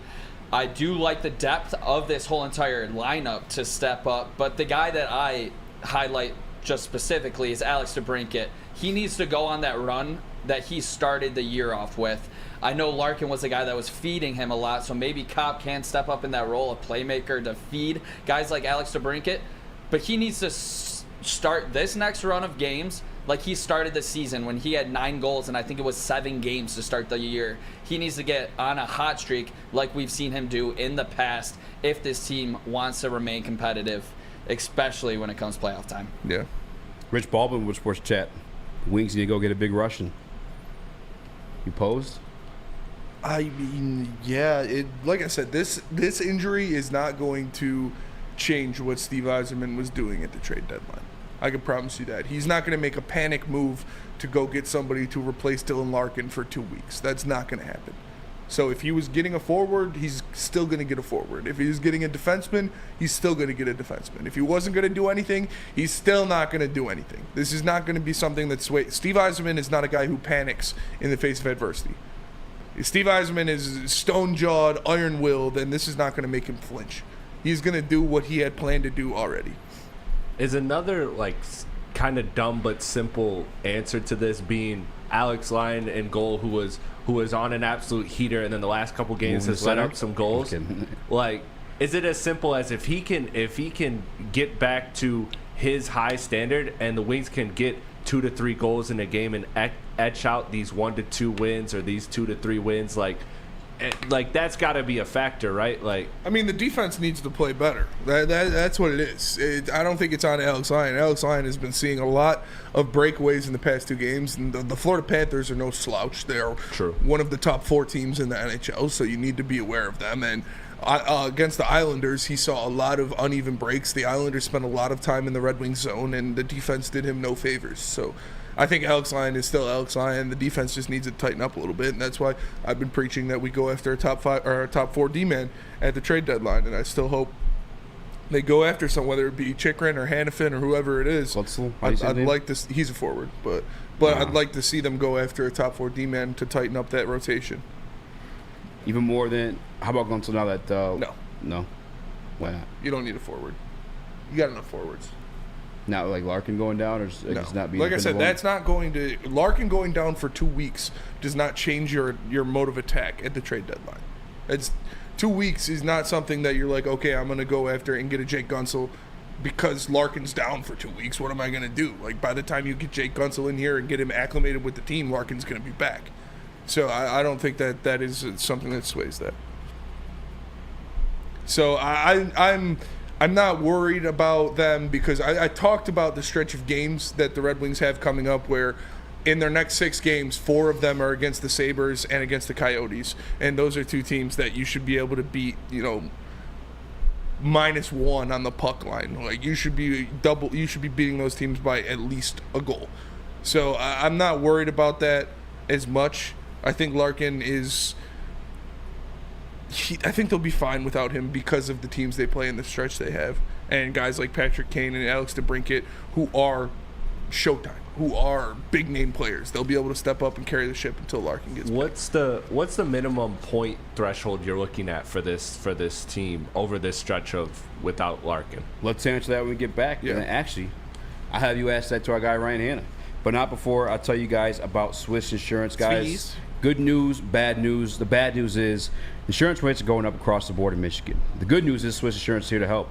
Right now, more than ever, it's critical for you to have your insurance reviewed. Swiss will make sure your carrier does not slip in extra fees or raise deductibles. Call Mark at Swiss today or visit SwissINS.com. Tell them the heavyweight sent you. Love Woodward Sports? Love wearing clothes? Then you should be wearing Woodward Sports clothes. Check out our full line of merch at woodwardsports.com. Just click on shop. We have all your favorite designs, like Dan Campbell kneecaps, Woodward golf, and of course, our own logoed out merchandise. Men, women, infants, kids all love Woodward Sports. Impress your friends. Impress your boss. Impress your dog. Buy Woodward Sports merch today.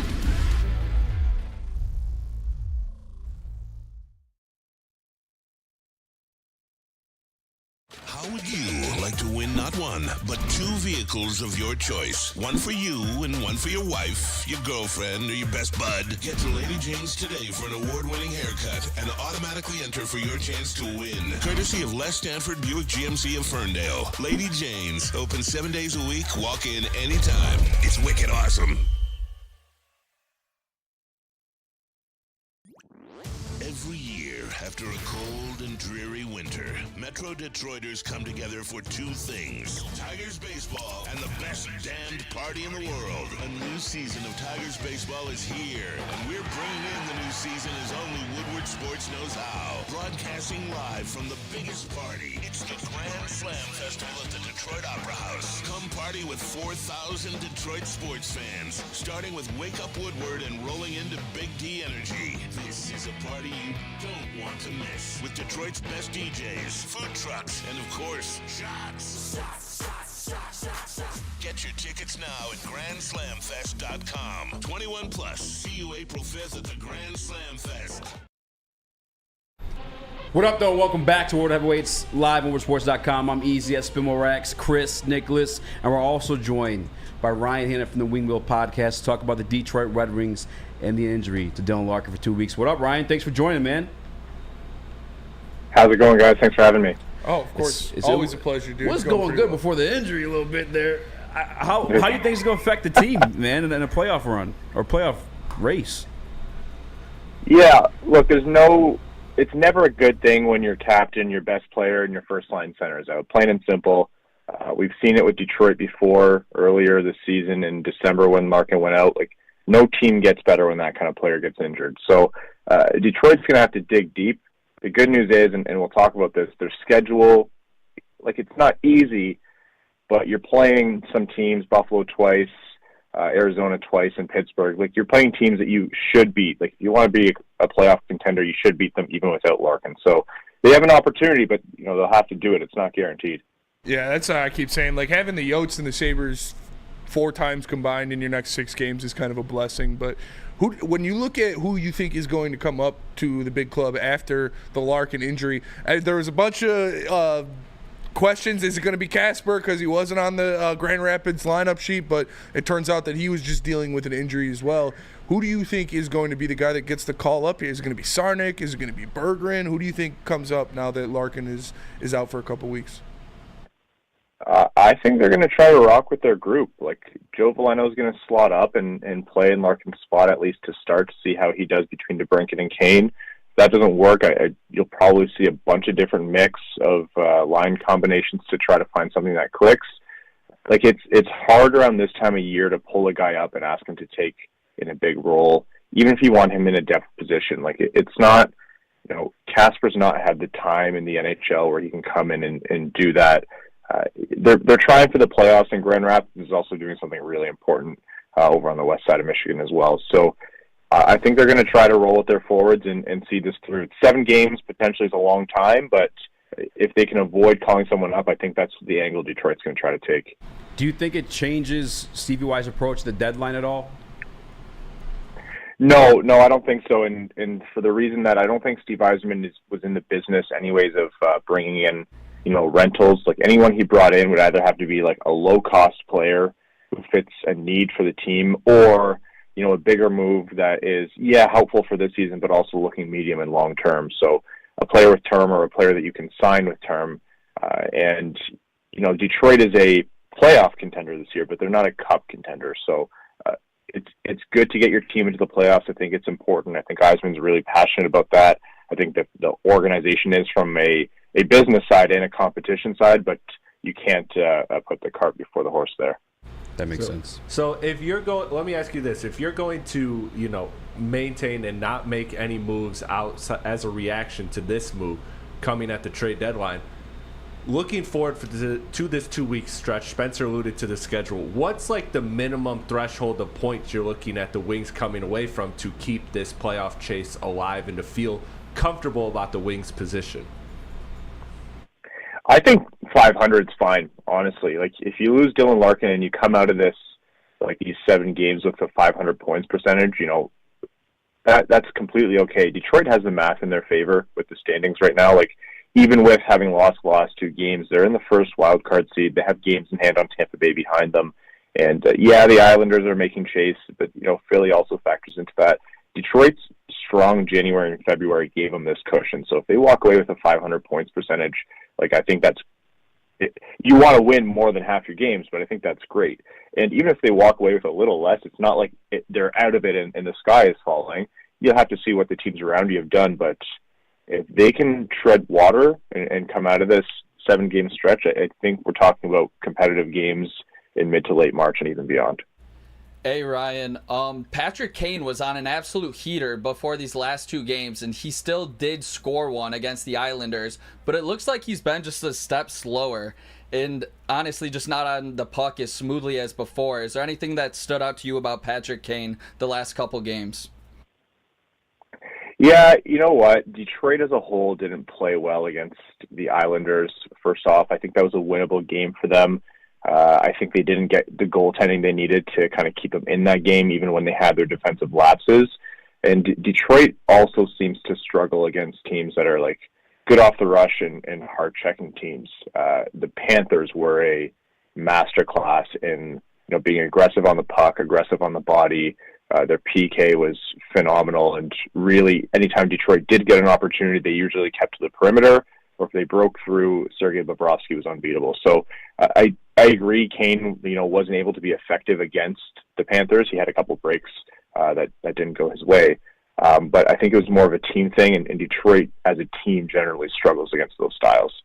And I don't want to, throw up the flag or anything, or go back to the soft Swedes can't get it done like we used to hear. But does that concern you at all going into the playoffs? Is that the Red Wings have been known to struggle against bigger teams, against more physical teams. We all know playoff hockey's at a different level. And when you look at the 2 teams at the top of the Eastern Conference, one of these teams you might have to see, whether it be New York or Florida, they're both pretty damn physical. Like, I do not want to see Trouba in the playoffs. Like, are you concerned by that at all? You know what? It's just the reality of it. You're not going to dodge it. So I agree with you. I don't think the Red Wings are really ready to come into a series against, a Florida, for example, and be at all favored to win more than a game or 2. But they're not going to get there until they learn what playoff hockey is like. And that's why Steve Yzerman is so intent on getting this team into the playoffs. Like, they need to experience it. That game recently was a good test. I think they are going to probably take hopefully a playoff series, but at the very least that game against the Panthers and similar ones into account when they consider the kinds of players they add to their team. You don't want, just bruisers. Like, you're not just going to go out and add like a Matt Rempe clone for no reason, although that'd be cool. The guy's massive. It's about the guys you have, yeah, but also how the team has to play. And you know what? For as much as Florida might piss you off as a fan of the Red Wings, like, you have to admire how they're able to walk that line. They know when to cross it. They know when to pull a team out of their game. The players that Detroit has now, they can learn to do that better. Ryan, 2 losses and an injury to our captain after the priority patch, brother. When can we start talking about a curse here? You know what? I've made my opinions on patches on jerseys clear on the Winged Wheel podcast. There's no good jersey ad. I think they suck. I think that was the sacred line that was inevitable the NHL was going to cross. I hate that they did it. You saw it coming from a mile away. I think I'm happy watching the Red Wings for as long as we did without it, honestly. The league is complicit in this, but you know what? So are the players. Like, the players aren't agreeing to this without this doesn't happen without the players agreeing to it, and they're getting a huge financial incentive. They don't care either. So it sucks, man. It's just like, it's all across the NHL, though. It sucks for fans. It's what the modern NHL is. It's what modern, really, pro sports are. It's going to happen everywhere. Yeah, I think we got to start getting discounts on these jerseys if we're buying them. We're just advertising these things for free. That's the one part. Like, it's like, doesn't sit right with me. Is like, priority, give me a free jersey or something. I'm gonna rock this priority patch myself. Like, that's the part I don't like, man. Yeah. But I want you should put together an ad package. Yeah, I will. I'll give my guy Brady. But I did want to ask one more thing about the deadline. I know Nick's got another question too. Is since we're not buyers, just because of the Stevie Y timeline, could you see us being sellers by chance with the amount of depth we have? In a way, yeah. I think Yzerman, like, here's the thing. They can buy or they could sell now or in the off season. I don't think you can confidently say they're not one or the other. I think the Red Wings are going to have to do some unknotting on defense in terms of the defensive contracts they've had. Justin Hall's name has been the one that's been out there most commonly. Even just with the raises coming for Seider and Raymond, and then you want to bring back Kane, and then you want to bring back Perron, that's rumored. You have to make other moves. Like, they're going to have to shed some cap. So I think they're going to find a way to get rid of a defenseman, most likely Justin Hall. And then, like, what happens? It's hard to predict that they're going to, move a Shane Gostisbehere or a Daniel Sprong, for example, because they're important for this team right now for this playoff push. And I think Yzerman would rather have those players for this push rather than, a late second-round pick or something. Not that that's a bad asset. It's a good asset, but they also have one of the best, prospect classes in the NHL. So it's a little bit of immediate reward versus potential later reward thing. I don't know that Detroit's going to sell just to sell. One of those guys that you did not mention there, Ryan, is a guy in Joe Veleno that I expect to have to step up with the absence of Dylan Larkin. He is a restricted free agent going forward. What do you think a contract looks like for him, or do you think he is in this last season as a Detroit Red Wing? No, he's a restricted free agent. He does have arbitration rights, and so that process might be decided that way, although it's never really good for the player team relationship when they go that direction. Pretty commonly across the NHL, if a player goes through arbitration, they're gone from the team pretty soon after. Think of Tyler Bertuzzi. I think you can look at something similar to what Michael Rasmussen got, 4 years times 3.2. Might come in a little bit under. They're not too far away in age. He's having himself a great season. He's stepped up in a big way. I think the Red Wings would do well to sign a player like Veleno long-term and keep him, and I think they're interested in that too. Like, he plays a premium position. He plays the Red Wings way. He's young, and they probably can get him relatively cheap. It's much better to do that rather than try to find that kind of thing in free agency with an older guy who's more expensive.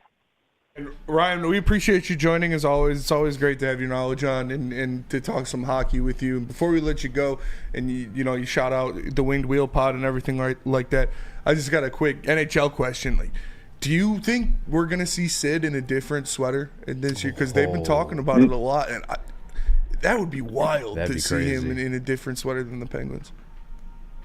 Yeah, I asked the question on our show too, just for the sake of asking it. At the end of the day, I don't think we are. I think Sid is cut from the old cloth of NHL players. He's had a lot of success, like, a few cups, and obviously he wants to be competitive, but I think he's retiring a Penguin no matter what. I don't see him as a cup chaser. He's too loyal, and I think he wants to retire a Penguin, which is boring. I think it'd be great for the NHL if Sid went somewhere else, but I think the last thing we need to see is Colorado more stacked than they already are, so I won't complain too much. That'd be insane. That would be awful. That would be fucking crazy, dude, if that happened. I would not like that. Ryan, man, I appreciate you joining us. How about you give a shout out to your show the next time you guys will be on, and everywhere else people can catch you? Yeah, definitely. So I'm one of the hosts of the Winged Wheel podcast. Wherever you get your podcasts, you can find us. We're also on YouTube, so Amazon Music, Apple Podcasts, Google, Spotify, wherever. And if you want to look at our ugly mugs, we're on YouTube as well. We record twice a week, Sundays, and then typically midweek. So our next episode is Wednesday night. That's going to be a little bit of a different episode. That's going to be our official trade deadline preview. So it's going to be a big one. And go to wingedwheelpodcast.com for all of that information and more. Appreciate you guys having me on. It means a lot. Top 3 in the country, right? I saw the stats. You guys are top 3 in the country for hockey podcasts. Yeah, it's very, very cool. We, by the numbers, top 3 hockey pod in America, which was awesome. We'll never pass, Chicklets and 32 Thoughts. They're pretty solid up there. So you're basically number one. To be 3 mid-season is a huge honor. Let's go. Yeah, those guys don't I'll count, take that man. for sure. Yeah, you're basically number one. Those guys don't count because they're getting pushed by all the big name brands. That's awesome, dude. Congratulations. Congrats. Thank you. Thanks so much for joining us as always, man. Appreciate you, and keep up the great work. Love listening to you guys. Awesome. You too, guys. All right, well, now let me tell you guys about Planet Fitness. Planet Fitness is the home of the judgment-free zone where anyone, and we mean anyone, can feel comfortable and work on their fitness goals. No matter where you're at, there's Planet Fitness close by, more than 50 in Metro Detroit, and thousands more throughout the world. You can get a full-body workout in just 30 minutes, a 30-minute circuit, and all memberships include fitness training. You get all this for just $10 a month, no commitment, no matter where you are. Planet Fitness is there for you. Planet Fitness, your fitness is essential. We don't like to brag that we are the toughest sports network in Detroit, but we do have a guy named Darren McCarty on our side. Woodward Sports. Where's the most convenient place to get that big fitness energy? It's Planet Fitness. Join today for just $1 down, $10 a month. With over 2,400 locations and equipment for every workout, you can get in, get energized, and get going. And with free fitness training and most clubs open 24 hours, everyone belongs in the judgment-free zone. So join today for $1 down, $10 a month, no commitment, cancel anytime. Game is won in the trenches, and our big fellas don't mess around. The Woodward Heavyweights on Woodward Sports.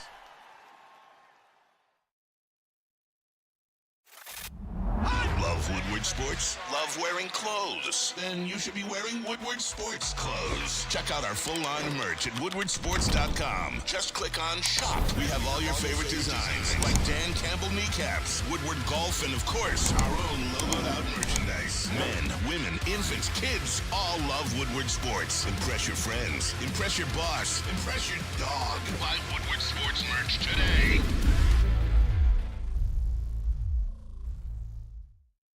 Wake up, Woodward! Woodward Sports has a new morning show. Start your day with Wake Up Woodward, Monday through Friday, 8 to 10 a.m., live on Woodward Sports. Join Kool-Aid, Flannel Sam, Broder, JB, and KG every morning as they cover all of Detroit sports. Sports talk, banter, and live fan interaction, all on Detroit's #1 sports network, Woodward Sports.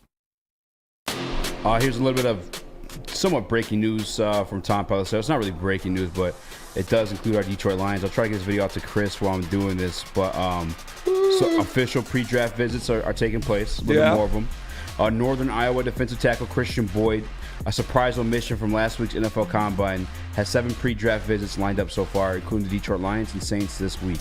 6'4", 317 pounds, and turn heads at the East-West Shrine Bowl with reps like this. And I say reps like this because it comes with a video I sent to Chris, but big dude. We'll talk about a 310, a 300-pound man, the guy that I want next to Aleem. Wait till you see this video, Spitty. You're gonna like it. Where do you think? Where's his projection? I don't. I'm not too familiar with this game.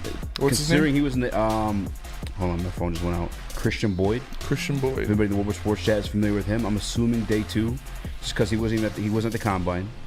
That's weird, right? I mean, that's they try to invite the best guys, right, or highly projected guys. So I'm assuming day 2 and beyond, but we'll see. I don't think did Roderick get a Combine invite? Yeah, he did, because he has a RAS score. Or is that from a pro day? That might be from a pro day. Here's a video, by the way. Let's see this.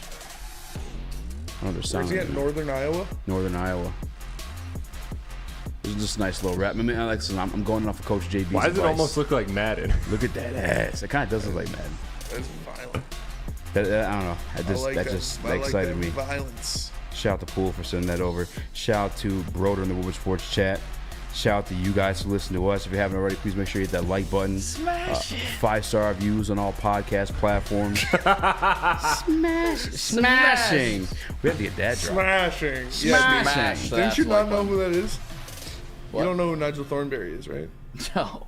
Damn. That's crazy, bro. What year were you born? Yeah, he's young. 98. No, you're not You that should. young. You should. Yeah, you should know. Would you watch Disney Channel or something growing up?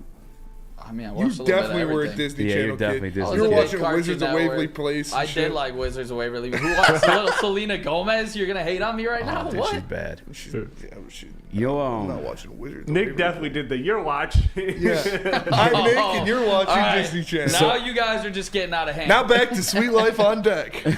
When we started No way. the heavyweights, No. when we'd have like in-studio guests, I'd have them go back there on the green screen and do like you're watching the heavyweights. And I just never made like anything of it. We got who? I have Charles did it.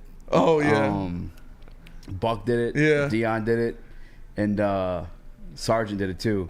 I was gonna make something of it. I don't know yet. Maybe I'll still do it. Shout out to Disney Channel. Yeah, it was Underrated movies, by the way. Underrated movies for sure. Smart House. Luck of the Irish. Same kid. that Luck of the one's good. Irish. That is a kid was banger. killing it Yeah. back in the day. Dude, Luck of the Irish is absolute. That movie's gas. Give me the ball. That's how I Yeah, always dude. think of that part. Or he's like just the little. Yeah. What's the proper way to say it? Leprechaun. Leprechaun. Yeah. Sweet Life of Zack and Cody was sick. So was Wizards. I thought that was Joey. for I a did minute. too. I was tripping for a minute. But Codename Kid Next Door, that was a good one. That was Cody and Kid Next Door was a banger. No, that's Cartoon That's Network. Cartoon Let's Network. see. Cartoon Network. Courage the Cowardly Dog, that was a good one. That's Also Cartoon Network Cartoon too. Network. Those are two of the go-tos in the Ed, Ed, and Kohloff Eddie was my household. shit. Ed, Ed, and Eddie is top tier. My dad said the only shows that the only cartoons I watched growing up that he actually liked were Ed, Ed, and Eddie and SpongeBob. The Ed and Eddie makes sense. SpongeBob's funny too. Yeah, SpongeBob's the GOAT. SpongeBob is the GOAT. Season 1 is the GOAT too. I just bought the Paramount Plus to put Bryson on. Yeah. And we watched season 1. That's where all the best episodes That are. smelly smell. That smelly smell that smells smelly. Anchovies. John F. and Lord said Halloween Town. Halloween Town's a banger for sure. Definitely. Never got into it too much. It's a Disney Channel movie. I know what you're talking about. But by the time I started watching Disney, it was already on the second version, so I missed the first one. I'm trying to think what other Disney movies. Billy and Mandy was a great show. Grim Adventures of Billy and Mandy. Crackhead energy on that show. I love this shit. Dexter's Lab. That's probably Dexter's Lab probably go to one Cartoon Network. Honestly, I'll be the one to say it. Powerpuff Girls was gas too. Powerpuff Girls was fire. That was fire. You're not going out on a limb saying that. It's a good show.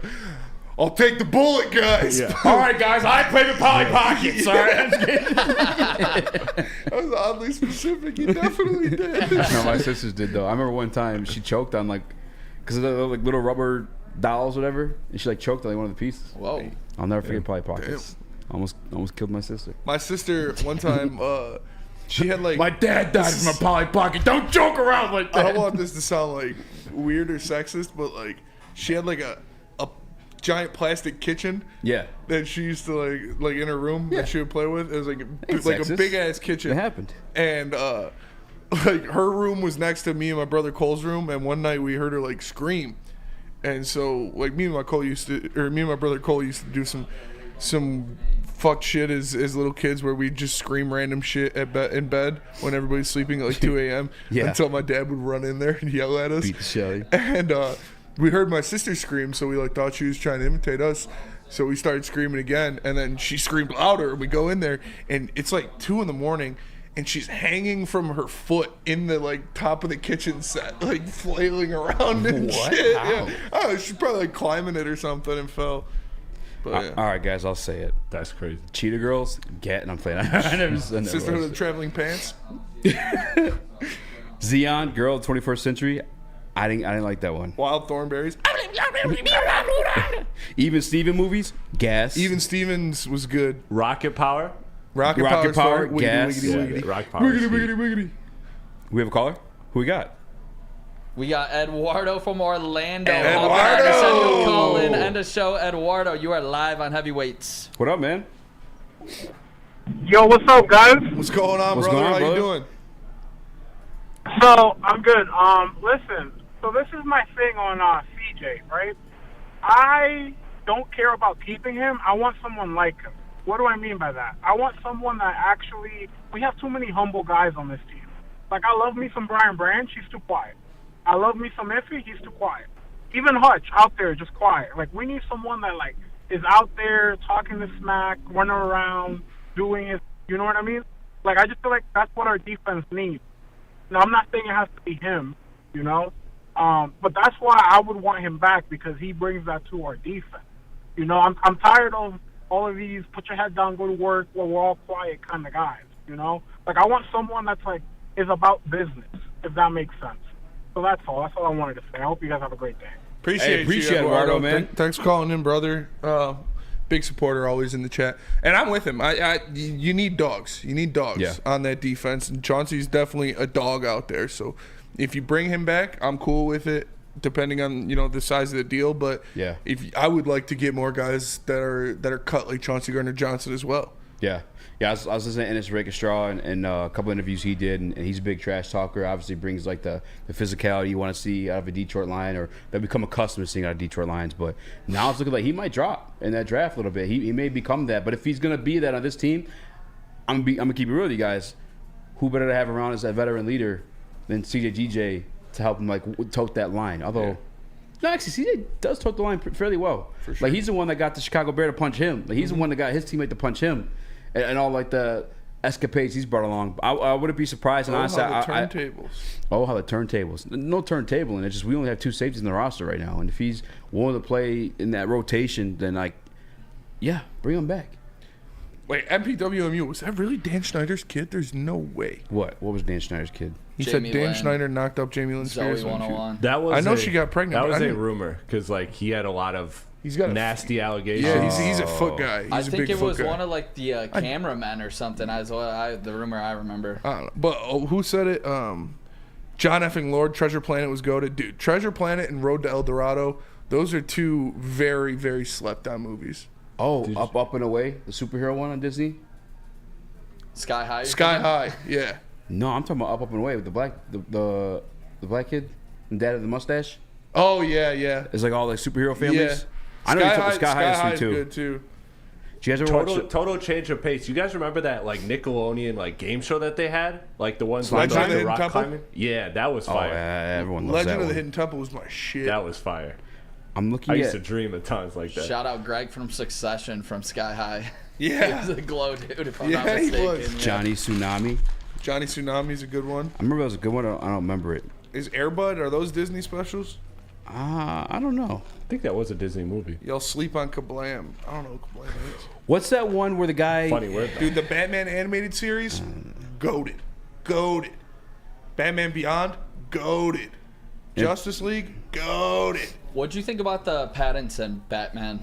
I loved it. Pattinson, Yeah, the It Robert was Pattinson one. great movie, Yeah. dude. I thought It was a great movie. I don't know if he like killed it per se because he didn't like say much. No, I think he did. Like though. he had like 14 Okay. lines in the movie. Can I It give, felt like. Can I give a hot take off when it comes to Batman? I like that one better than Dark Knight, and I know that everybody likes Dark All Knight. right, mute him, Nick. But Yeah. Mute him. here's why. Hear me out. Nope. Hear me out. What the fuck? I'm not mad at anybody that disagrees, but the reason I like it is because that Batman is so much more realistic to me than the Batman in Dark Knight. Like, That's true. This guy's like a playboy billionaire in Dark Knight, and he's like smooth with everybody. No, this if you have the trauma that Batman has, you're gonna be fucking Well, weird. it's at different No points. disrespect in whatsoever, the Batman but I'm in sorry the to Dark tell Knight everybody the is- truth. That's true. He's already been Get rid of Batman that for a drop. while.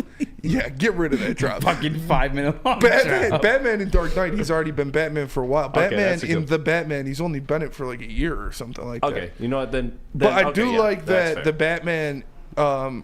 I like that he's more of a detective because that's what he is. He's the world's greatest detective, and he's also a billionaire playboy ninja. But they definitely leaned into more of the detective part of it in the Batman, which I like. And also, it was just scary how real like that Riddler villain could be, and how he just like inspired on some dark web corner. That- like Paul Dano? that freaked me out. I That will honestly- say that he messed probably with me. like I guess. That messed with me. I guess as an actor, you'd have to give it to Joker as like the best villain. But like Yeah. for plot wise, that was the best villain. For the shit that he did, like, Yeah. that was fucking Because crazy. that's Paul scared Dano me is weird. next level. Like That's that, his he's- name? Yeah, that's the actor. Yeah. He was just in the Dumb Money that came out too, about the whole like stock thing. Isn't that on GameStop. Was already? Yeah, it Dumb was Money. good. Yeah, It was it's about about the the whole GameStop GameStop stock. stuff.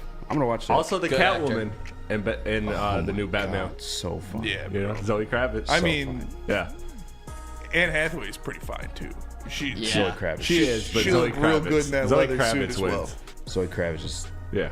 she got that aura. All right, let me tell you about Big Boy. Seafood Fest is back at Big Boy. Catch it while you can. Dive into fish and chips. Their new Parmesan crusted cod, perfectly fried clam strip platter, or delicious fish sandwich. A Big Boy must try the new mango iced tea, the ultimate compliment for their popcorn shrimp, shrimp Alfredo, or shrimp stir fry. Every day is a fish fry at Big Boy. And don't forget that every Friday night, the all-you-can-eat seafood buffet at your local Big Boy.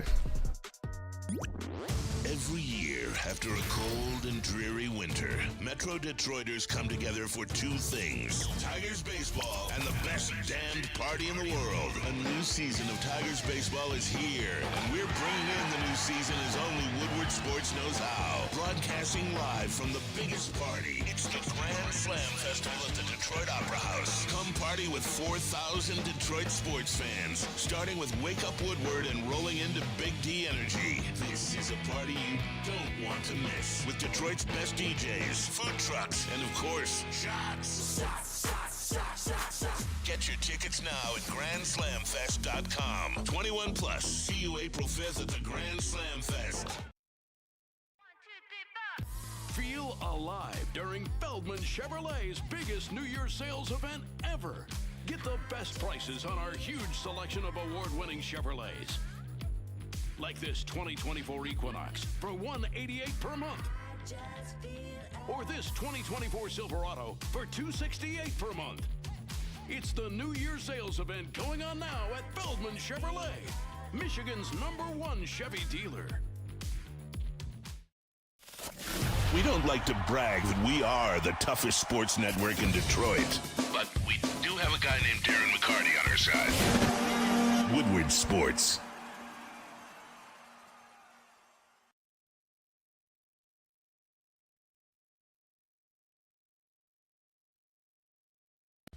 Game is won in the trenches, and our big fellas don't mess around. The Woodward Heavyweights on Woodward Sports.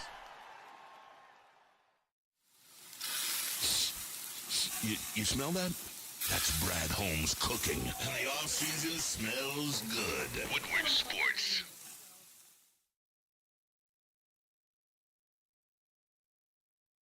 What? How would you like to win $50,000? $50,000. $50,000 is the Woodward Sports $50,000 Bracket Buster Challenge. Brought to you by Glorious Cannabis, Lady Jane's Haircut for Men, and Soroki's Crispy Chicken and Pizza. Register for your chance to win at any Lady Jane's or Soroki's location, or just scan the QR code right here. Guys, the clock is ticking. Register today at WoodwardSportsBracket.com. That's WoodwardSportsBracket.com, and you could be $50,000 richer. $50,000? What's the first thing you do on 50K, man? Paying off my student loans. Fucking lame. Go. Hookers and blow, baby. Let them go. Hookers and blow. What are you doing, Nick? First thing you're doing on 50K. You get a parlay tonight. It's 50K. What's the first thing you're doing? Damn. Probably taking next week off. You know, going on some sick-ass vacation. That's probably the first one. I like that. What would you do if you had $1 million? 2 chicks at the same time, man. I would do that for damn sure. You know what I would do? Nothing. I would sit at home all day and I would do nothing. We still do the show. You don't gotta be rich to do nothing. Look at my cousin. He's broke. He don't do shit. All right, we promise you guys to cook up at the end of the show. DNC, ENT ahead of us already. He says Bam 15 plus, Rozier 15 plus, Ivy 15 plus, Bam 8 boards, Cade 6 assists, Tech 19, Fontecchio 2 plus 3s. That's a plus 790 parlay. I'll ride. I'll take it. I'll probably add Cade 15 plus to that. Disgusting. And I might just leave it at that, to be honest with you. I like the Fontecchio 2 threes. I might put Cade 2 threes on there. Cade don't really be shooting threes though like that sometimes. Sometimes he's all about the mid-range and attacking the rim. And he shoots like 3 threes and then I think I might be trying to just get back on track with the win here. Plus 790 seems a little too rich right now for me. But scared money ain't make money, so DNC, let's ride. Scared money ain't make no money. I'm taking it. I'm doing it right now. I'm going to take your money. I never drop it. All right, repeat it again. From you. It is. Hold on. Let me get logged in here, too. Bitch, I'm good. What I said. Yeah, mine's down right now. Is it down? I cannot log in. What'd you do? Richard. I'm trying here. I'm You guys never asked me what I'd do my 50K. I guess it's not possible All for right, me Chris. to couldn't fathom. Well, we saw your pitch to Elon, so. That's fair. What would you do with your 50K, Chris? I'd turn that into about a 2.7 mil money line on the Pistons, baby. Get out of here. What the fuck's wrong with you? Would you do it for real? No. But I would set aside a G. I would slap you in the face if you did that. Honestly, yeah. I'd be pretty disappointed. I'd stop being your friend. That is the best thing you've ever said to me. That's the nicest thing you've ever said to me. That's a real ass friend right there. Bam 15 plus. I mean, has he been scoring like that this year? Yeah. Plus, it's a Jim Pistons, Butts dog. If Jimmy Wiseman guards Jimmy him, Butts 15 Is plus? Jim Butts playing? The thing that worries me is, are these starters going to be playing in the fourth quarter? No. That's where I'm worried. I don't think Miami really smokes I'm about to do teams Ivy like 10 that, points though. to be safe. I like the Terry Rozier one. Terry Rozier Rozier what? guards always tear the Pistons up. But you know what? Like Bam over is good for 15 points if Wiseman plays 4 minutes. That's a true statement. What do you say? Bam's good for 15 points if Wiseman plays 4 minutes. That's a great point. And I If just you read wanna go something from my guy safer, go Corey like Woods 12. too that Monty's still going to continue to play him. He doesn't care what we got to say on social All right, media. well, that'll do it. Monty, you're a terrorist. Appreciate you all watching the Woodward Heavyweights. New episode 10 coming boards, out Darren. at 7. Go over to Spend More X Speaks. Smash the Shout like out. button. Smash the subscribe button. I appreciate that. For Eazy, 8 for boards, Nick, fam. for Chris, I'm Spencer. We're the Heavyweights. Appreciate you all for watching. Make sure you tune in tomorrow. We'll see you guys 6 later. assist case. Peace.